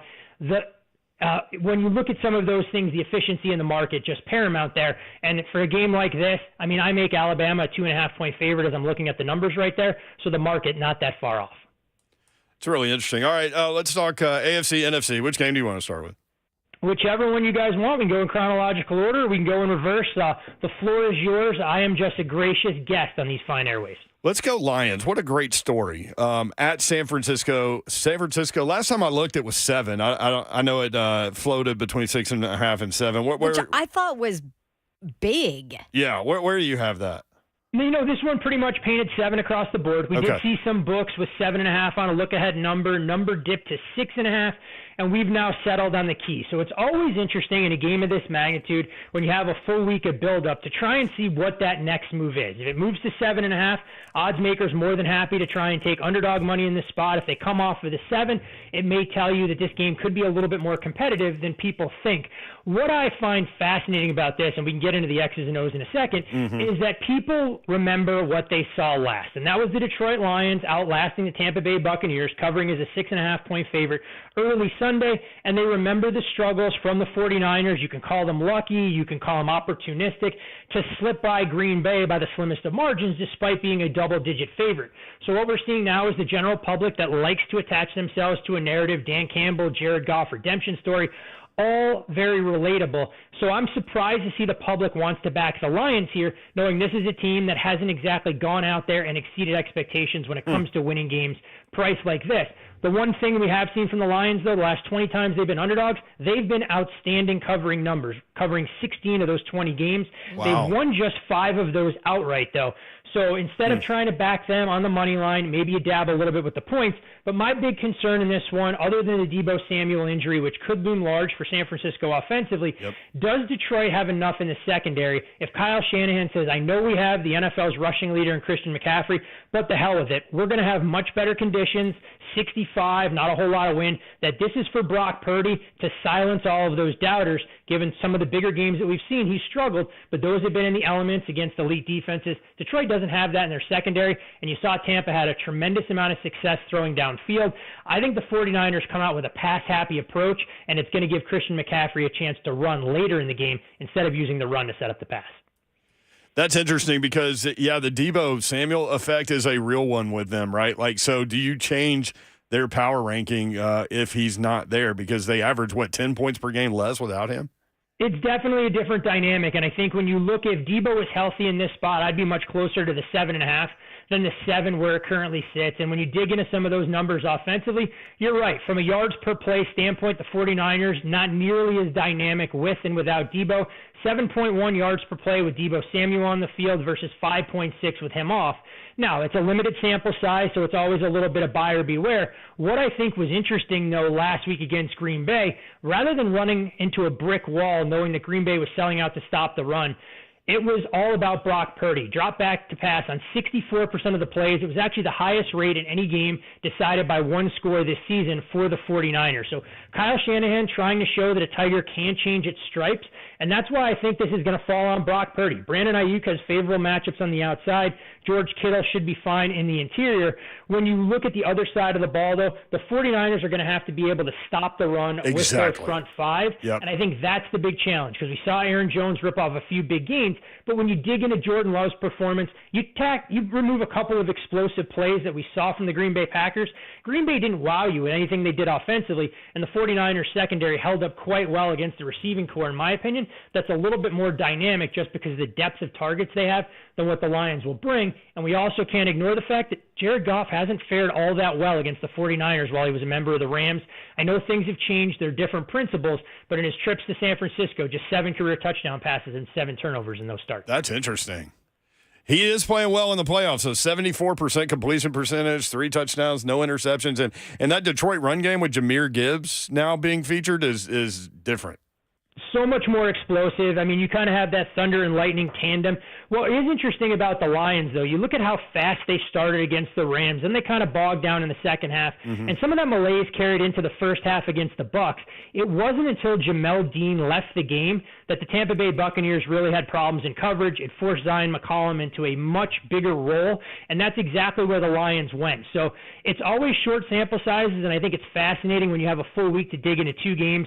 But I am a little bit concerned about Detroit, knowing if the 49ers have their full complement of weapons and they're able to generate a pass rush, can Jared Goff handle some of the pressure that the 49ers can bring with Nick Bosa on one side, Chase Young on the other, and we know how much more dynamic that defensive line looks with a healthy Eric Armstead. All right, let's go. Can I hit one more thing on that game? Yes, hit it. It sounds to me like I'm just just trying to decipher Todd Furmanese. Right. Is that you like the 49ers in this matchup? I do not have any skin in this game as it stands right now. I have a little bit of exposure to the 49ers to come out of the NFC from a prop bet I played a little bit earlier, so I'll be rooting for them to win this game outright. But the prop markets are the way that I've attacked. Unfortunately, can't really disclose some of those because the markets aren't liquid enough, and I want to try and keep those a little tighter to the vest as we'll break them down on tomorrow's Bet the Board podcast. I like it. Okay. Can we go to the other one now? Yes. All right. Chiefs and Ravens. 3.5, I think, is where we are. Ravens. So this is a game I do have an investment already, and I actually bet the Baltimore Ravens on the money line when this number opened. I am nowhere near where the market is on this particular number with 3.5, 4. That would be closer to my price on a neutral field before I factor in home field advantage. But I understand why people are reluctant to fade the Kansas City Chiefs as an underdog. Patrick Mahomes has been outstanding. He erases a lot of the other deficiencies on that roster, and we saw it last week, him coming up with the most dynamic offensive performance that we've seen from the Chiefs arguably all season from a yards per attempt standpoint, EPA, and a lot of the other metrics that are there. The one thing that I think will be interesting to watch in this spot, though, Kansas City goes up against the Ravens defense that's actually healthy. Marlon Humphrey trending up. A good report out of practice today from John Harbaugh, although we want to wait and see if he's actually going to be out there. It's a far cry from a Dolphins defense that we saw in the first playoff game that was down as many as 7 starters on that side of the ball. We know earlier today the Dolphins parted ways with Vic Fangio as well. And even last week against the Bills, they didn't have their full complement of defensive playmakers. You saw Patrick Mahomes target Travis Kelce early and often against a linebacking core for Buffalo that was a little bit decimated. Rashee Rice had a big day, and they were able to run the football. I think Baltimore can do some things schematically that'll make this Chiefs offense struggle a bit more. But again, always scary laying a number against Patrick Mahomes and a Steve Spagnuolo defense that has really exceeded expectations. But I just get the feeling this is a Baltimore team that's really special. You look at their point differential, the adjustments they made in the second half against the Houston Texans, and credit to Miko Ryans. 0 blitzes. Confused Lamar Jackson early in that game. Todd Monken made the right tweaks. We saw them run the football, get playmakers involved, and I just think this Ravens team is cut from a different cloth than what we've seen in the past. Yeah, that defense has been good, and man, it just kind of feel. I know you don't like to deal in this, but it just kind of feels like Lamar's year. I mean, look, he's shown a ton of maturation in terms of grasping a new offense, and you look at where he was week 1 versus the steps he had to take to try and learn how to get the ball out of his hands a little bit faster. You saw him not hold on to the ball in the pocket in the second half last week against the Texans, cut down by nearly a second, and it paid dividends because they do have more playmakers. You add a guy like Zay Flowers to the mix, it makes you that much more versatile. We'll see if Mark Andrews can come back, even on a limited snap count, maybe some 2 tight end sets that'll create mismatches against that Chiefs linebacking core. And the other thing for the Chiefs that I'm not sure, a lot of people will talk a ton about, if Joe Thuney can't go dealing with that pec injury, that is a massive loss on the offensive line for the Chiefs that I don't think you can try and find a replacement elsewhere on the roster, knowing that the offensive line has been one of the biggest question marks for the Chiefs. And when we look back at playoff games that they've struggled in the past, go no further than when they lost to the Buccaneers in that Super Bowl. They weren't able to keep Patrick Mahomes upright, and if Mahomes is running for his life, like I think he could be against this Ravens defense, not going to be a recipe for success. Interesting. I know you guys don't really like Zach Taylor per se, but what do you have an opinion about Brian Callahan, and what does Payne think about it? You know what? I'm curious to get his take. May have to bring it up on the podcast tomorrow since we haven't had a chance to talk about it in great detail. Look, I give the Titans credit for going after an offensive mind. My biggest question when you make a hire like this is, did Joe Burrow create the candidacy for Brian Callahan, or did Brian Callahan create Joe Burrow? Because I'm not going to sugarcoat it for any Titans fans who believe that Will Levis or Malik Willis are the second coming. Neither one of those quarterbacks has the same skill set as Joe Burrow, and we saw this Bengals team struggle immensely for stretches. But I think what helped Brian Callahan's candidacy in getting interviews this head coaching cycle was how well the offense performed once Joe Burrow went out. And if you're able to do that with Jake Browning, I think that speaks volumes. And there should be a level of optimism. Unfortunately for Titans fans, I don't think Derrick Henry fits into the plans going forward. And we'll see. Maybe they're able to lure T. Higgins away from Cincinnati if he believes in Callahan's offense to give you guys another weapon opposite a healthy Treylon Burks and most likely Tajee Spears, who's ready to assume that RB1 role. Why do analytics guys not like Zach Taylor? Just a lot of question marks about some of his decision-making and all of that. I mean, we were very critical of the hire. He's since proven us wrong to some extent, and I think the jury's still out with, some of these head coaches that are there. So it's always one of those catch-22s when you look at some of these coaches that want to stay committed to the ground game. They don't run out of optimal sets, and we've seen the Bengals struggle to try and provide a little bit of balance. When you're doing so much out of shotgun in this day and age in the NFL, it limits the ways that you can kind of disguise some of your game plans. It takes play action out of the fold. It's tougher to run with motion, and the more dynamic offenses that you're seeing now, whether it's Sean McVay with the Rams, Mike McDaniel when he has his full weapons healthy in Miami, or Kyle Shanahan in San Francisco, there are so many different concepts that you can run with window dressing that doesn't have to be the most complex offense, and you don't always have to have dudes out there that can win one-on-one matchups. Yeah, you can scheme them open. I always think those conversations are interesting because you guys were definitely right about Brandon Staley with the Chargers. I mean, here's the thing, and I know we've talked about this at great lengths. If you want to hire in this day and age, I think you have to look for an offensive mind because that becomes the common denominator for an Andy Reid in Kansas City that you change offensive coordinators, and of course he has Patrick Mahomes, so that changes things. But you look at some of these other head coaches and how different the Bills looked early in the year with a defensive-minded head coach to going to Joe Brady, who wanted to go run heavy. That was great to get him into the playoffs, but when you needed some of those dynamic plays through the air, do you get too conservative in that regard? And I think to be a good head coach in this day and age, if you come with a defensive background, you have to be willing to delegate, and sometimes that's a little bit uncomfortable for guys that want to micromanage their entire staff because you have to be aggressive with some of your offensive tendencies, and you can't punt on those fourth and short situations, even if it leads to a short field and can put your defense into a compromising position. Good stuff, Todd. Do you have any NHL stuff for tonight? You know, wanted to give out one game tonight, but the price has kind of gotten away a little bit. Okay. I think the Toronto Maple Leafs are in a good buy low spot against the Winnipeg Jets team, who's down a couple of key cogs. But you know what? We'll go ahead to tomorrow for a number that I think is a little bit bigger than what it should be with an underdog. I know it's never fun betting bad teams in the NHL, but look, if I got to bet the best teams all the time, it would make life a heck of a lot easier. I think Columbus is an extremely live underdog at Calgary. You should be able to find a price at plus 170 or better. They'll get Zach Werenski back along the blue line. I think this is a Calgary team that's in a little bit of a perilous situation, trying to figure out their identity, if they're going to buy or sell at the trade deadline. And I actually like quite a bit out of what I've seen Columbus over the last couple games, despite not getting the results. Underlying metrics are good. I think Columbus, a very live underdog tomorrow night at the Saddle Dome against the Flames. I love it, Todd. Thank you. All right. We're a couple of weeks away from being out Is Vegas ready? in the desert. I'm not sure Vegas is ready for Slay. I think it'll be ready for the two of you guys.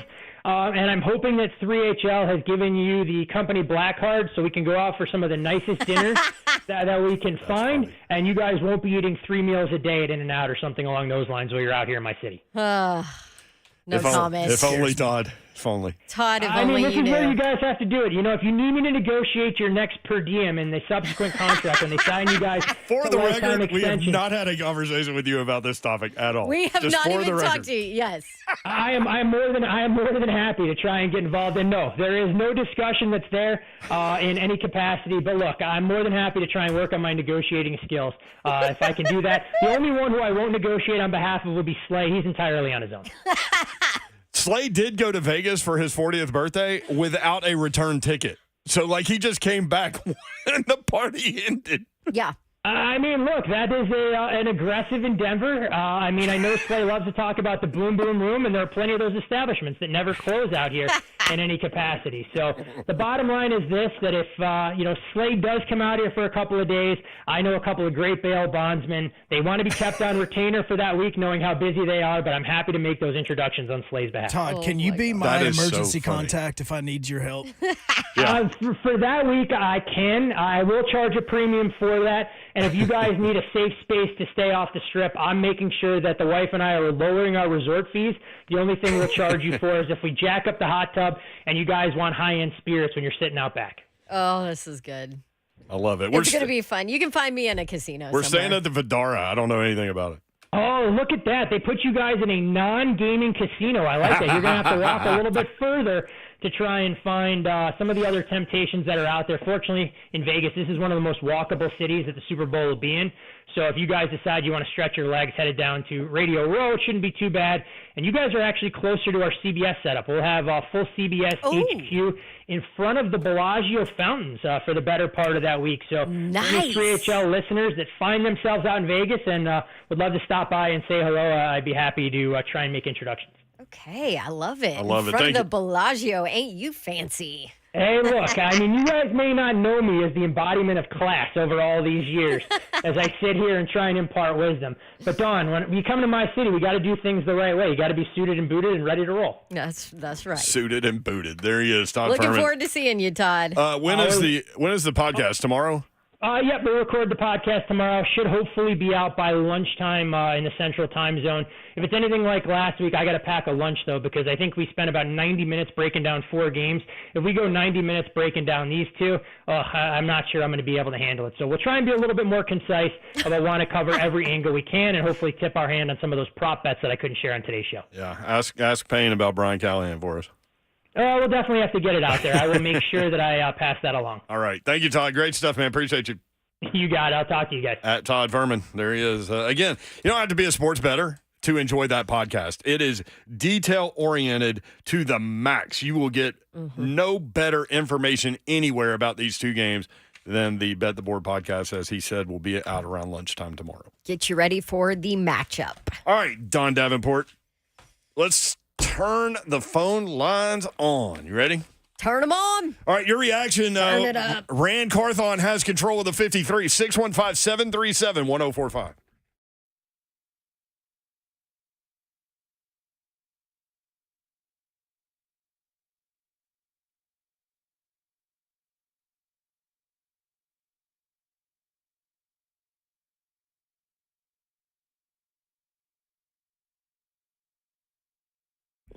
Oh, I every night look at examples of a home office / guest room because I want Artisan Custom Closets to come and do one in my house. I used Artisan Custom Closets for my garage storage system, and it is beautiful and organized, and I love it. And you can use them too. And they'll even give you 10% off for the new year if you mention that you heard about Artisan Custom Closets from me, Dawn, right here on 104.5 The Zone. So you can make your home feel new and decluttered. I talked about my garage. I'm going to have them come out and do a home office / guest room with a Murphy bed and all that, but they do everything. They do those beautiful custom closets. They do playrooms for your kids with lots of hidden storage. They can do pantries. If you have those old wire racks that are annoying because nothing stands up on them, they can give you a new pantry, mud rooms, and laundry rooms, you name it. And Artisan Custom Closets can get you organized. They're the best. Like I said, mention Dawn, you get 10% off whatever your project is. 615-800-2199. That's 800-2199. Say goodbye to clutter and hello to calm with Artisan Custom Closets at artisancustomclosets.com.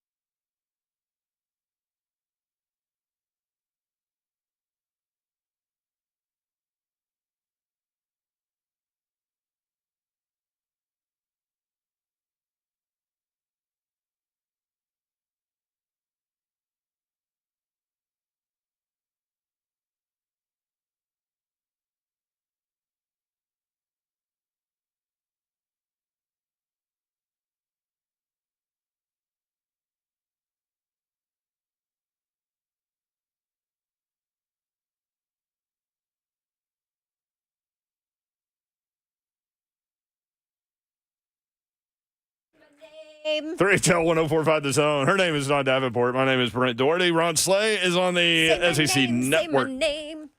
His plane arrived safely last night. Thank goodness. I was a little worried about that one, not going to lie. I mean, you went all in. I did. Making the guy flying that night nervous about, did you see the story about the guy that saw the lady that saw the bolts missing on the wing? Like, man. I told him after the show, I was like, man, I'm really sorry. I forgot because I brought it up as an analogy for what the Bears are doing. And with Justin Fields, like, what do? Do you draft Caleb Williams? I mean, I guess you do. And then you have both of those guys. So anyway, we were talking about that. And I'm like, at one point you think you're getting rid of the guy and then he plays well, right? And then the next offseason, you're like, this guy's going to be great. I was one of those guys. And he starts out, just sucks. And you're like, okay, well, we're going to draft number one because Carolina sucks and we get their pick. So I was like, it's almost like the plane crashed and then you get back in it and then you're able to fly away again and all that. And I'd forgotten that Slay was flying that night. And then you and Hunk just went all in on it, which really surprised me. Not the Hunk so door much, just blew off in the middle of the flight. Like, think about the guy sitting there. Now we are flying to Vegas Yes, we are. in a week. So let's Somebody just sent me the let's calm flight these info. talks. Are we flying Southwest? We Yes. are. Okay, good. I will remind you. Can when you get my have to points check in. put in there? I You can. said you were going to do that for Army Navy, and I never got around to Yes, I will allowing do you it. that opportunity to help me. I will do it during the next break. Oh, okay. Todd Helton becomes the first Tennessee baseball player to be inducted into the Baseball Hall of Fame. Peyton Manning gave him a little congratulations shout out. He did. Do you have that, Hunt? Todd, congratulations on your induction Todd. into the National Baseball Hall of Fame. It's extremely well-deserved. I know how hard you've worked your entire life to be the best baseball player that you could be, and this honor shows all the hard work and all the sacrifice was worth it, and I'm just proud to know you, proud to be your friend, and proud to have been a witness on your journey to greatness that ends in Cooperstown. Congratulations, pal. Pal. Congratulations, pal. What? I mean, he was supposed to say I enjoyed being your backup quarterback. He was. Yep. That is definitely true. Oh, looks like we have the new Titans head coach tomorrow on the show. We do? Mm-hmm. Well, let's go. How about that? Could that have been a more low-key announcement ever? Well, guess we got him on the show. Right? That's a great point. Oh, My bad. okay. All right. You want to do that again? All right, let's try again. We have an announcement to make. Brian Callahan, the new head coach of the Tennessee Titans, will join the show tomorrow, scheduled to be on at 5 o'clock. That wasn't that much better. Here, let me try it. You do It it. was Hit it, better Hunk. than the fact that he looked like he just hit a plane or something. But Yeah. Door blew off. Breaking news here on 3HL. Brian Callahan, the new Titans head coach, will join us tomorrow at 5 o'clock. Perhaps a trip to the Boom Boom Room is necessary. How about that? Lock Let's go. the door. Oh, it looks like America won a war. That's All cool. right, Brian I am Callahan. pumped. Do you think he's been warned about doing our show? Not yet. It'll be about 2 minutes before he calls in. Watch out. These fools are weird. We are weird. Back to the AFC NFC championship games, since we were just talking about that. How much fun are those games going to be? Like, I know you've got the big point spread and the San Francisco Lions thing, but that Lions story is so awesome, man. Yeah. I would love. Sorry, 49er fans, if you're out there. I know a lot of people from California moved in. But the Lions, like, when you don't have a dog in the hunt, you cheer for the story, right? Yeah.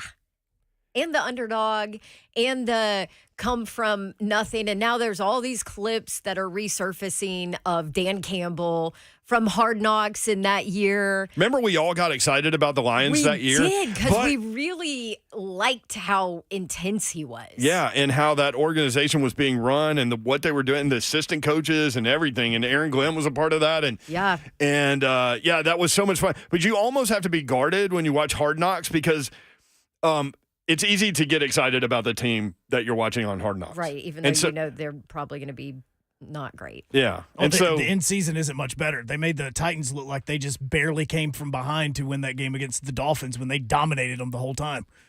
Like they made it look like the Dolphins were dominating that game in the in season version this year. So yeah, pay attention. So the other old Dan Campbell sound that's now resurfaced is the one from 3 years ago where he talked about biting kneecaps. This is his opening press conference. His opening press conference, yes. Oh, I forgot about that. He promised that his team would be biting kneecaps. Man, yes. And then the other matchup, Freaking I mean, awesome. Lamar against Mahomes. I'm here for that. So I do wish that they would have had one game on Saturday, one game on Sunday. I'm okay with them both on Sunday. Just dive fully in on one day. Well, because I have other obligations on Saturday. Saturday. And so do a lot of people with kids, soccer, and whatever else you got to do on Saturday. I am great with it being on Sunday. I got you. All right, coming up in the 5 o'clock hour, more of your reaction. Rand Carthon has complete control. He has control of the 53. What do you think? 615-737-1045.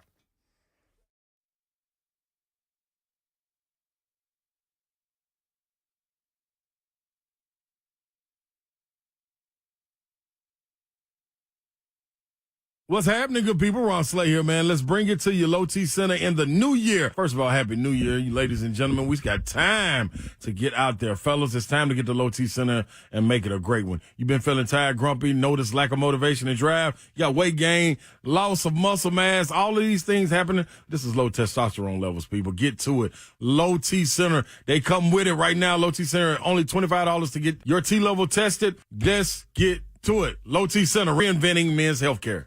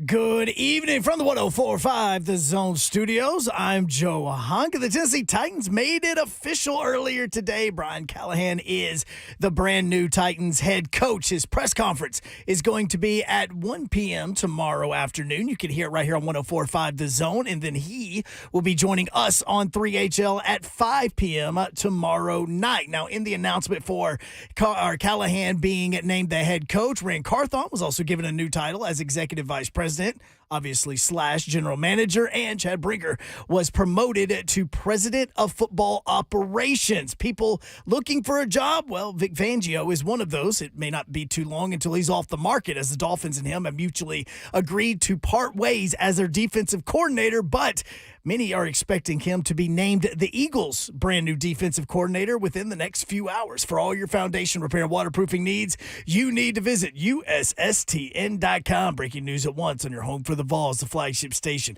for your Tennessee Titans, as well as home to 3HL. This is 104.5 The Zone.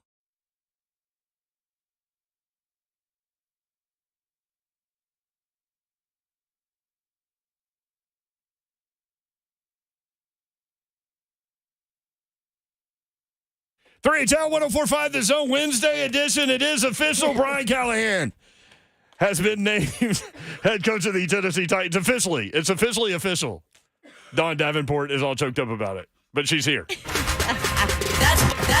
Bonk. That's Bonk. Twitch, please. Oh, yeah. Twitch, please. Happy Wednesday, Twitch, people. please. Hump day.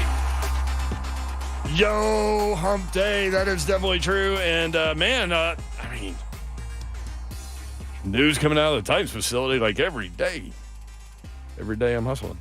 Every day I'm hustling. Official press conference with the new head coach of the Tennessee Titans, Brian Callahan, is scheduled for tomorrow at 1 o'clock. Yep, So so- you'll be able to hear that on Blaine and Mickey. That's right. Live right here on 104.5 The Zone.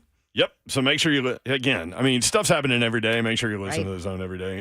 Not that you wouldn't, but Tomorrow, Buck is going to be out at St. Thomas for the presser. He's going to be broadcasting live from out there. Nice. Then you have Blaine and Mickey at 1 o'clock with the presser. And then what's happening for us at 5, Brent? I forgot. the head man, BC, he'll join us at 5. Yeah, he'll be there. Brian Callahan, Titans' new head coach, will join us at 5 o'clock. There you go. Should we just call him BC? Do you think his nickname is BC? Like, what are they going to call him over there? BC? Callie. Callie? I'm going back to? See? It just, boom. It just rolls. That's what Matthew Stafford called him. See? Callie. He loved him. All these former quarterbacks that this guy's been around just love this dude.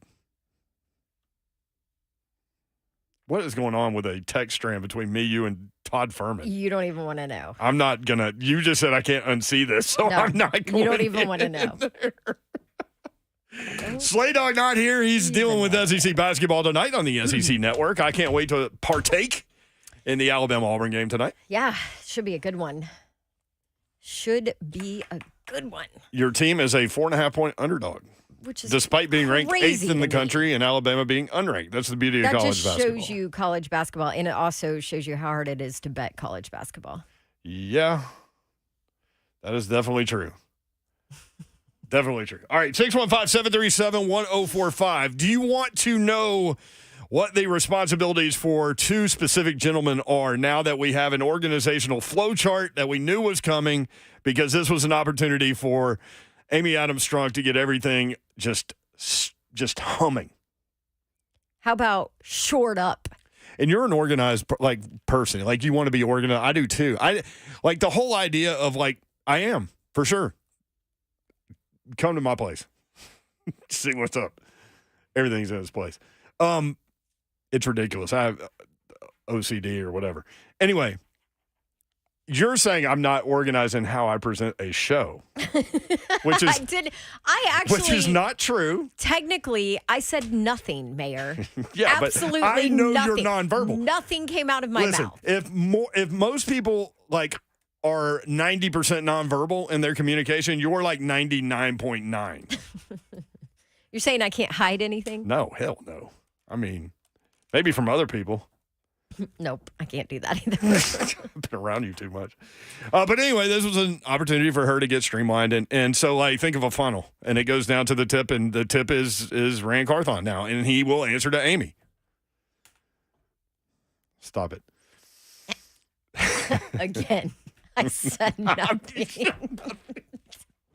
That one was even more so because you started laughing. You know what I'm talking about. Like if you put oil in the car. Or beer in the funnel. I got Okay, there's another I got you. Yes. It Mike needs to Vrabel- flow to one specific spot. Yes. Okay.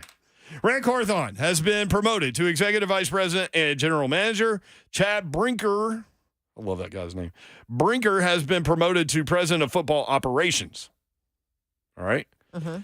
So what does that mean? As Executive Vice President and General Manager, Rand Carthon's duties will expand to include all areas that impact the football team. Roster control. That's the 53. Mm-hmm. Goes through Rand. Team activities and personnel decisions, including draft and free agency acquisitions. Oversight of, see, this makes me wonder how it was all handled before, right? Mm-hmm. It's some weird minutia thing, and anyway, I love that it's outlined like this. Let everyone in the organization know what their job is. That's how you run smoothly.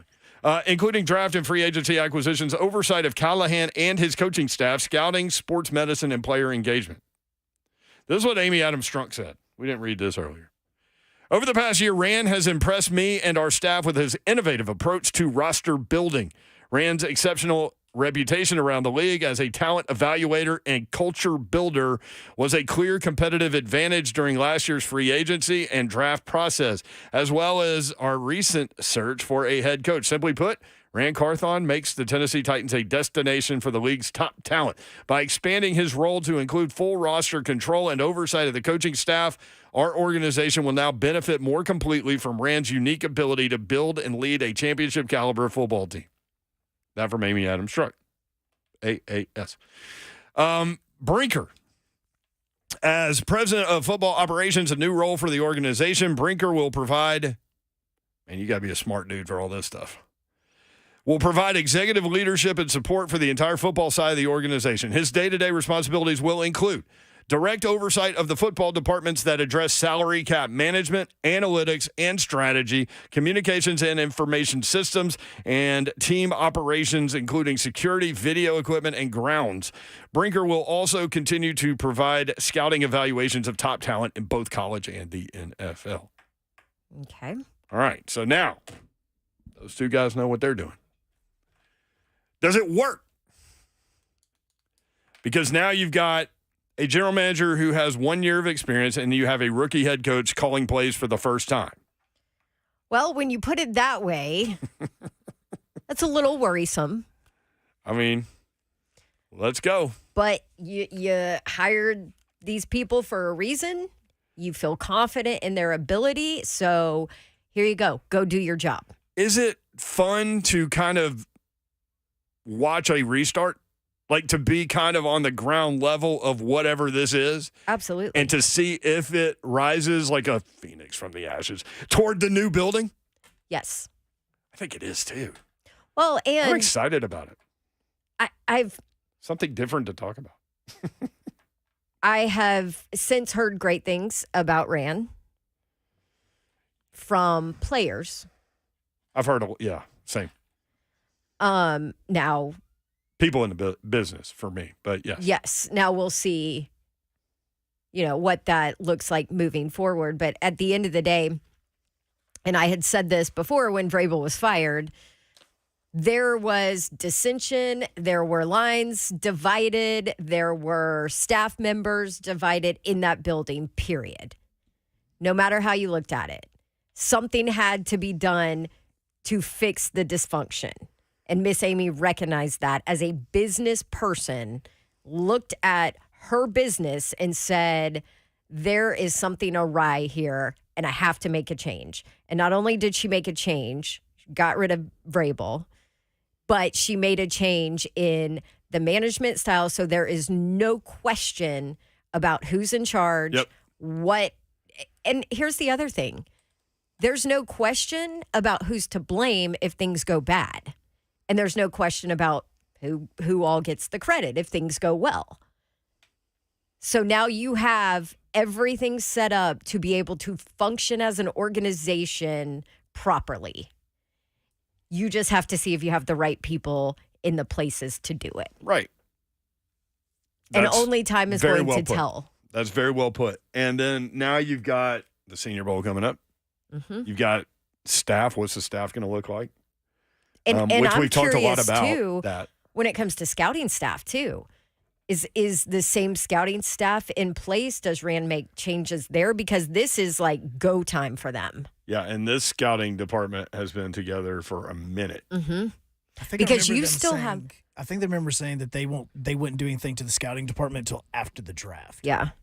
I mean, Because that's the common thought, yes. Well, yeah, because if you're going to fill some holes, where are you going to do it from? Like everybody's right in the heat of what they're trying to do with all these, Shrine Bowl and Senior Bowl and Could be all of wrong, that. but now feels never like know. this is like go time for them. Now it feels like would be the wrong time to get in the way of any of that. Right. Well, and I mean, there's still some left in the scouting department from John Robinson days. That's what I'm saying. Yeah. For sure. 615-737-1045. So you got that coming up. We're giving you reasons to enjoy your zone listening over the next few months. We've been talking about since, midway through the season, how this was going to be one of the maybe the most entertaining and news-filled off seasons in Titan history since they've been here. And boy, are we headed down that path already. So now you've got staff. What is the staff going to look like? When is that going to happen? You've got Senior Bowl coming up, which will be great because our Titans radio crew will be down there offering up reports and all of those things. You've got the second most amount of cap space in the NFL. So are they going to bring in a big name wide receiver, for example, or something? Then you've got the draft coming up. It's just going to be a lot of fun kind of watching all of this be put together, you know? No doubt. 615-737. $70.1 million in cap space. Yep, 615-737-1045. Wesley Woodyard went scorched earth on Ramon Kayla Will this morning. We'll take some phone calls. We'll also play a little bit of that for you. When we come back, 3HL 1045, The Zone.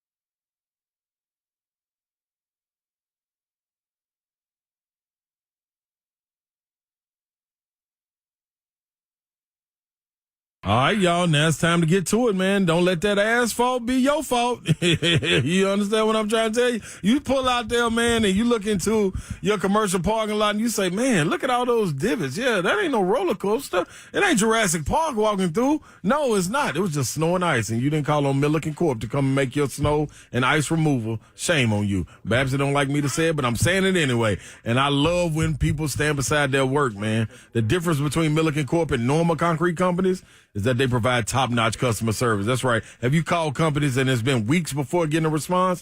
Not with Milliken. You give them a call, you speak to someone directly, and then an expert. You hear that? Expert calls back. They return your calls within 24 hours. Typically, your project can be started within a 4-week window, give or take. A day or two, not weeks or two, from your first phone call. Milliken Corp, they're always experts in concrete, asphalt grading, and drainage services. Get on top of it right now. 615-238-5909. Tell them Big Slay sent you, and it's head to millikencorp.com.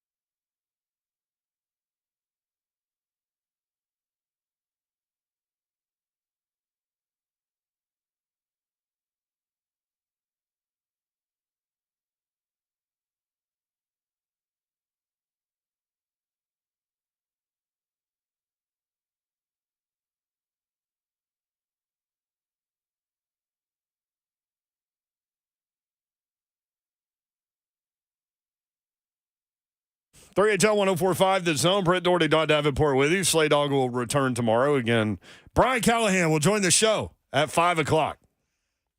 Let's go.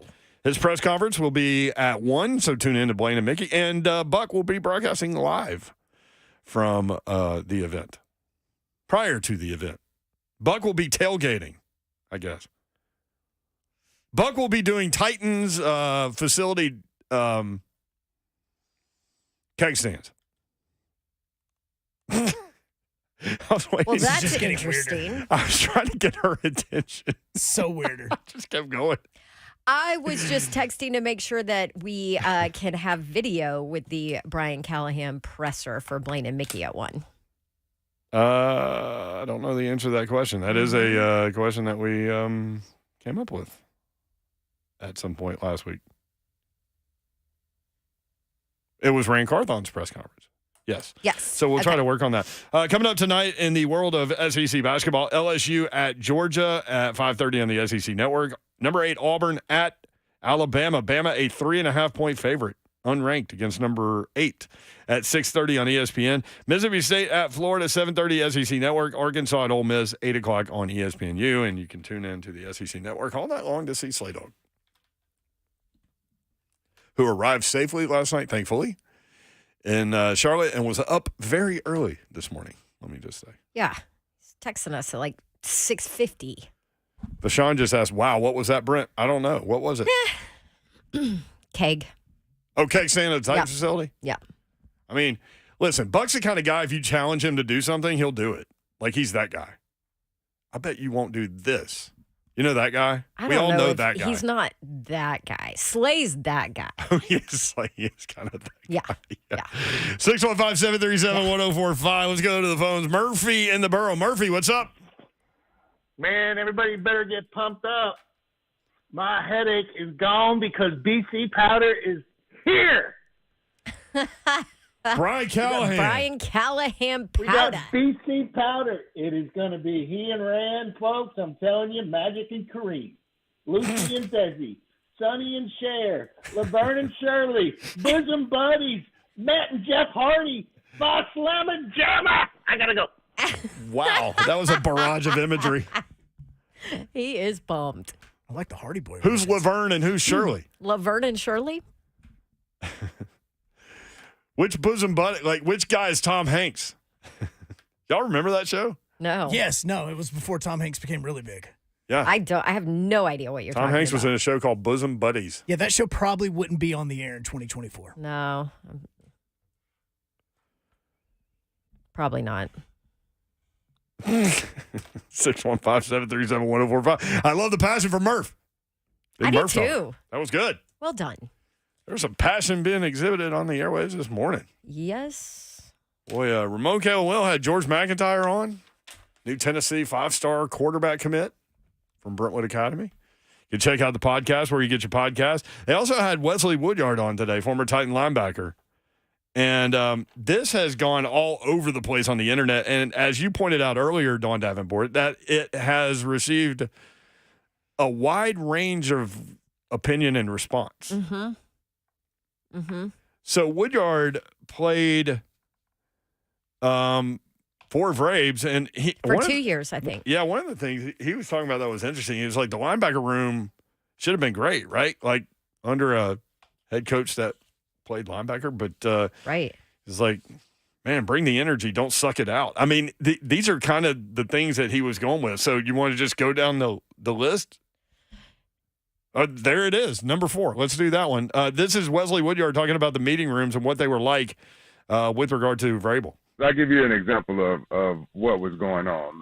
That week leading up to that game, Coach Pease comes in the room, and him and Vrabel had kind of a little back and forth. I wouldn't say heated, but they had a little back and forth, whatever. And Pease walks in, sits down on the desk like all D coordinators started meeting off. But before it was a different vibe. It was almost like, fellas, and Coach Pease is a Christian man, God-fearing man, and he was like, fellas, I just want to apologize that, I showed some characteristics of me being unprofessional. And we was like, no, Coach, like, you are D coordinator. Like, We rock with you. Like, we love you. We know what kind of man you are. And then, boom, right in the middle of an apology, Braves walk in. Give me the clipper. Let me talk. This is what we're going to do. This is what we're going to do. And so now you go from, you just interrupted a pure bonding moment with one of the greatest defensive coordinators in the history of the game, and you want to do this. We already know, like, listen, you can't put certain players in certain positions. I'll give you another example. Love Malcolm Butler to death, but we want to play cover 4 versus one of the greatest quarterbacks, not at the time, soon to be, and cover 4 is a thinking coverage. Malcolm is a reactor, lock you down, and now you're forcing us to do this, and, like, that's not our strength right now. So it was just a series of crazy things that happened that made us be like, man, this is scary. So I had heard rumblings of that, like Vrabel not letting basically his coaches / coordinators do their job. I told y'all about control. Mm-hmm. And that's a problem. And listen, there's a lot of people out there that didn't like Wesley's takes this morning. Right, that's why I want to play it. So people can you can form your own opinion. Yeah, and either you're with him or you're not or whatever. But that's the one that one really stood out to me, that story and that example, because I had heard rumblings of that with Dean Pease. And that Vrabel had changed. Well, I mean, he exited stage left. So yes, he did. And that's the thing. And maybe that's a conversation too when it comes to where Vrabel failed in overstepping, or not letting your staff do their job and coming in and like that example with Malcolm Butler, like putting players into positions where they're not suited for that. Right, not plug and play guys. That's exactly what he talked about here. All the players who left and were successful, nothing changed in their game. They were the same people here. It was just like, what are you going to use? You ship off, for example, all of the linebackers and keep David Long. And that basically says that you don't believe in David Long when you don't bring him back. That's kind of hurtful to not only David, but to the guys in the locker room. Now, what does that say to the young up-and-coming linebackers, to a guy who's done it the right way all the time, who's been there, who's tried his best to be a leader, to be a great linebacker? And then when his contract comes up, you treat him just like he's an average peon, like he didn't earn his stripes. So now that could be looked at as like, man, like, you just think that we plug and play guys. Like, you think you can win with anybody. So that's where you lose the sense of the locker room too. It's like, oh, you think you could just put anybody in here and they can just play this position because you're the greatest coach. It doesn't always work like that. Now, you look now and David Long's balling, right? Led the Dolphins in tackles. I mean, Jayon Brown, Rashaan Evans, all those guys left and did things. Like, I keep coming back to Tyrone McKenzie and the job that he did as linebackers coach. And he did a great job with all those guys, and the play fell off immediately when he left. Right. 615-737-1045 is the number. Wesley Woodyard talking about Vrabel and was asked to give his grade. If I had to grade Vrabel's time here in Tennessee, I'll be honest. I get a man an A. And even though the outcomes and everything that happened, he kept the thing rolling. He did do a great job in that aspect. He just lost the sense of the player-coach relationship, and that was something that was very detrimental to the success in Tennessee. Let's Let's talk about Vrabel moving forward a little bit and continue down this path, with Wesley Woodyard talking about and the guys. Ramon Kayla Will had this interview if you're just tuning in, and you can listen to the entire thing where you get your podcasts, and you can do it at 1045thezone.com. Rate, review, subscribe. But does Mike Vrabel, according to Wesley Woodyard, former Titans linebacker and Kentucky linebacker, deserve another head coaching job? Oh, without 100%. You know, and if I'm telling Braves, as I'm sitting down with Braves, I would tell him, like, listen, you can't do certain things like this. For example, you take out all of the kids in the locker room and tell us that, hey, we're not allowing no more kids in the locker room after the games. Like, I grew up dreaming about that. Like, A big Bone, I'm pretty sure you did the same thing too, man. Like that's something that all athletes grew up. We grew up watching MJ bringing his boys in the locker room. That was a special moment. But you kick out everybody's kids, and then now your kids are the only one that come around. I can't deal with that. I can't take that. So my son is your son is bigger than everybody else's kids. So that was another thing. So I say it's a series of small events that Vrabels just have to remember. Yep. Like, man, you can't do that. Like, we give all of our time to you, and in the building. Some people watch a lot of film. Some people put hours into this at the building. Don't leave until it's late night. But now we can't bring our families around to see what their dad lives and what their dad goes through on a daily basis. So that was kind of hurtful to a lot of players in the locker room, because at that time, all of us, it's a weird thing. When I first got to Tennessee, nobody was married, nobody had kids. We all grew together as a family. Me, Casey, Rack, Morg, Logan, everybody, Big Ben, everybody was having babies, everybody was getting married together. So it was almost like it was a family event. And that was one thing where we really rocked with Malarkey a lot as the players in the locker room, because Malarkey was that underdog mentality. And you turn on the TV and you're like, damn, how the hell did he get the job? Well, look at how the players are responding to him. That's why he got the job. So it was just so many things that turned us sideways. And once you really do that, it's hard coming back. Let's talk about the here and now. You got something? No, just real quick, though. We were talking about David Long, and in our chat, it sparked some conversation, and TJ Martin had said Wesley has bashed the Titans before this too. Yes, he has been honest about his experience. He's anti-Vrabel.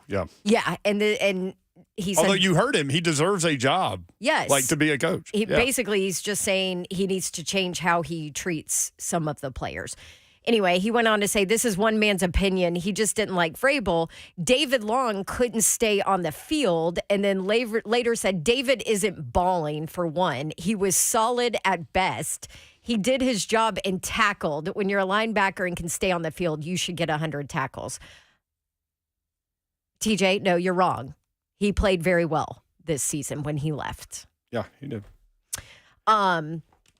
But the whole he couldn't stay on the. If you're complaining about somebody like having a negative view, and then you argue a negative view, I don't. No, okay. but also he couldn't stay on the field. Well, that was another thing that Woodyard hit on a little bit, just talking about how the staff kind of pushed the players a little too much, and you see all these players go elsewhere and get healthy or stay healthy when they couldn't stay healthy here in Tennessee. Here's something too that I think that Vrabel should check himself too. Just because a guy doesn't fit your mold, your mold of what you feel like a football player should be, but they go out there, they get the job done, they don't cause you any problems in the locker room, they're on the hustle, they're making big plays. Just because they don't look like you, just because they don't tackle the way you don't want to, doesn't mean that they're not a good football player. It's just not what you're looking for. But you got to think. Do I sacrifice something that I don't want, or do I keep something that's getting the job done and that's excelling at it? And that's a challenge for not only Vrabel, for all these coaches. Like, hey, man, the NFL stands for not for long, but you're going to live by and die by your players in that locker room, no matter what. I mentioned earlier, one of the things that stuck out to me was what he said about Rand Carthon when he met him. Check this out. Man, Rand gets it. From the first time I sat down in his office, I was like, man, I want to do anything, Rand, to help this team be successful and to help you be. He said, no, stop there. He said, that's what I want to get away from. He was like, this is your team. The guys that play here, this is their team. This ain't my team. Like, I want you guys to come back and help me turn this thing around, and I need you guys. And I'm like, damn. Like, that's some real stuff right there for a man that comes into the building and understands that the history that's been put in this building is the guys that play here. Rand is a man that believes in having that line of communication with his players, and I can see that on the sideline, too. When I go to practice and check out practice, he's talking to the undrafted guys. He's talking to the big dogs, and I think that relationship that you have with your players, it shows them that, man, he trusts in me, he believes in me, and I got to go out there and I'm gonna play hard for him. And that's what you're looking for inside of any building, not somebody that's gonna take away. So I challenge Brian and I challenge everybody in that building to continue to work together, because right now we're in a situation where we don't have many guys that have proven themselves in the locker room. We have a young team. We have a team that's been injured. So it's not going to take just one person. It's going to take a full boatload of people to get this thing turned back around. What is your hold on, I want to play one more cut. Have we played 2 yet? Nope. Okay, I want to play one more cut, and then I want your take as a whole, kind of wrapping up this Wesley stuff. And again, you can hear the entire thing on the podcast section of the website. Yeah. Rate, review, subscribe. Wesley Woodyard on Ramon Kayla Will this morning. Yeah. We did have a lot of chemistry in that room. This was the 2019 season. You know, it was kind of feeling like, man, we got this thing together as a whole group. Defense was clicking. We had great secondary leadership, KB, Logan, Adoree guys stepping up.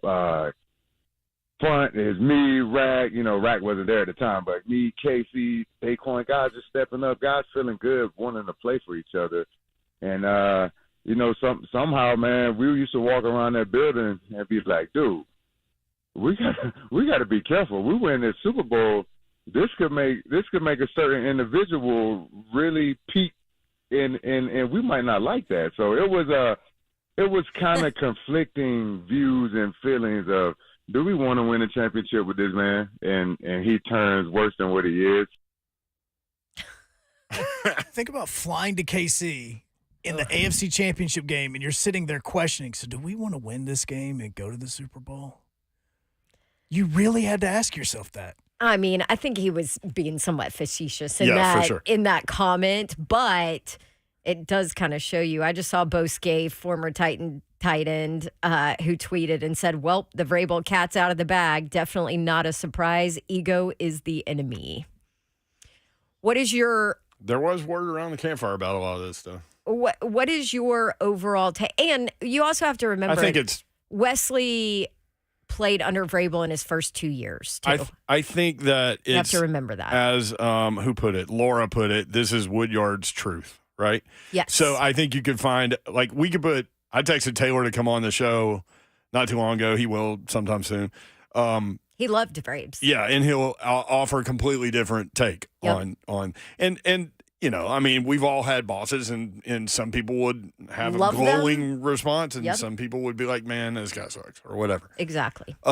So, you know, I think with a grain of salt, you know, I usually take this kind of stuff as what Laura said. Like, this is this guy's opinion of what he saw and what he felt and what he experienced, right? Like, so who am I to say he's wrong? And there is... And that's why I think it's funny that... some truth in all of it. Of course. Yeah.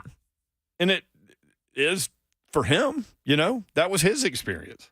Well, and also, when you hear kind of rumblings of some of this, of some things here and there, my entire take of it is you've got guys that loved Vrabel, you've got guys that despised him. And I get, as a coach, you're never going to be universally loved, right? Like, somebody's always going to have an issue with you as a coach. And that's not your job. And that's not your job. Your job is to win games. To win and to develop players into what they need to be so that you can win games. Right. But, so on that organizational flowchart, win is up here. Yes. And then, but how do you get there? How do you get to I the win personally part? believe that you still surround yourself with the best people you can possibly be with, and take ego completely out of it, and let people do their jobs and where try. He failed. Yeah, and try to help people be the best them that they can be. Right. Mm-hmm. And I think that I believe is in. where I believe in people. He failed. That's me. I believe in people. So yeah, I think. Sometimes there's some ego tripping involved with Well, and I thought a lot of people in that position. You know, and there was so much talk of, like, was the Dillard thing on Vrabel? Did he push for that? What about some of the draft picks? You know, does he actually allow Tim Kelly to be the OC and do his job? How much say is in that? You know, there was a lot of that talk too. I guess, around the campfire, so to speak. But A lot of talk around the campfire that Vrabel Yep. had that headset on and may have. So when you say play caller, okay, if Tim Kelly was the play caller, maybe his head coach was like, we're running the ball right now. right. So you're still the play caller, but then, like, the head coach is making sure you're running his system. You know what I mean? Mm-hmm. And then with the Dean Pease stuff, all of that, Dean Pease did he get back in, or he talked about getting back in after he left here? I can't remember if he got back in or not. Yeah, he worked for Art. That's right. Okay, yeah. In Atlanta. Yeah, so, he wasn't retiring to get away from the game, Right. That kind of stuff from Wesley Woodyard, I think you saw play out. So. DHB on YouTube. You can watch the show YouTube, Facebook Live, and Twitch. Twitch, please. The F&M Bank chat is open, and DHB writes, I just had flashbacks of that Mahomes run and the horrid tackling. Ugh. Yeah, that was right before halftime. Titans had the lead, too. We were there, standing out in the cold. Well, some of us were. Jason said, campfire. Is that another word for poor journalism? Listen, man, I will tell you, I am not a journalist. Get that word out your mind. Don used to be. I used to be until I joined this group. Listen, now, we will break stories and we will get information because we have relationships and we take that part of what we do very seriously. But our job is to entertain and for us to have fun with you guys about all of these topics and all of these teams in Nashville. And sometimes nationally, of course, we'll hit on topics like that. But our job is to sit here and have as good a time as possible. Now, when we have Brian Callahan on tomorrow, I'm still not a journalist. In fact, to that point, I always make fun of Babs when we get into something crazy. And I'm like, remember when you were a journalist? Yep. Good Lord. So, I mean, I'm not going to sit here and say, listen, we take a lot of pride in what we do. Yep. And we work very hard at what we do. And I get from a lot of people sometimes like, man, you got an easy job. Like, thank you. For you to think that, then we're doing our job, right? And so, like, we want to sit here and basically have a roundtable that you are a part of just as much as we are, right? It is our job to kind of throw topics at you, right? And then evaluate these situations through sources that we do have, yes. But And let you know what we hear in different ways. Yes. But we're not trying to break anything. even though we do. Right. I mean, and it's odd stuff sometimes. Like, remember when we broke Derek Mason to MTSU? Yeah, that was weird. No, what was the weird one that you just? Well, the weird one for you was Jadeveon Clowney was the weird one for me. Yeah, you broke that one, but no, there was some. Oh, Jim Schwartz. That's what it was. Back to the Titans. Basically, I did it just like I did Callahan. I was like, by the way, Yeah. Jim Schwartz is coming back to the Titans. I didn't even tell you. No, you said it on air. Yeah, and you were I was like, wait, what? Man, I wish you would have stayed as the DC, huh? So, yeah. So, I don't know. Listen, I know some of y'all like us, some of y'all don't. And That's is okay. fine, man. Just like a because coach. You ain't going to please everybody. I tell that to people all the time. Can't please everybody. All right, more 3HL. You want to jump in? yes. We got a little bit of time. 615-737-1045. We will continue to please no one. Next on 1045 The Zone.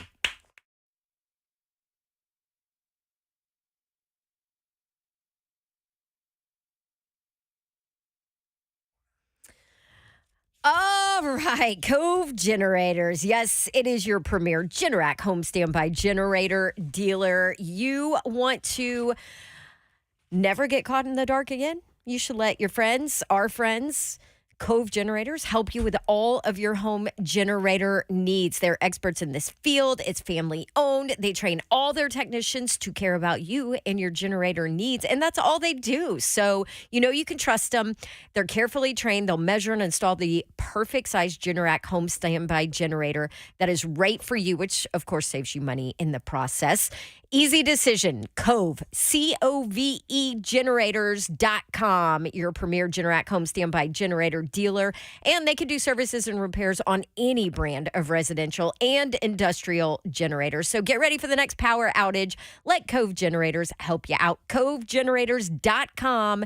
Give them a call at 931 559-3311. Cove Generators. Make sure you stay connected through it all. This is for all my listeners who are struggling with hair loss. I'm sure you've tried the lotions, potions, pills, and creams. Yes, with so many options and doctors out there, who are you going to trust? What's really going to grow your hair back? The Advanced FUE from Advanced Hair is an incredible breakthrough.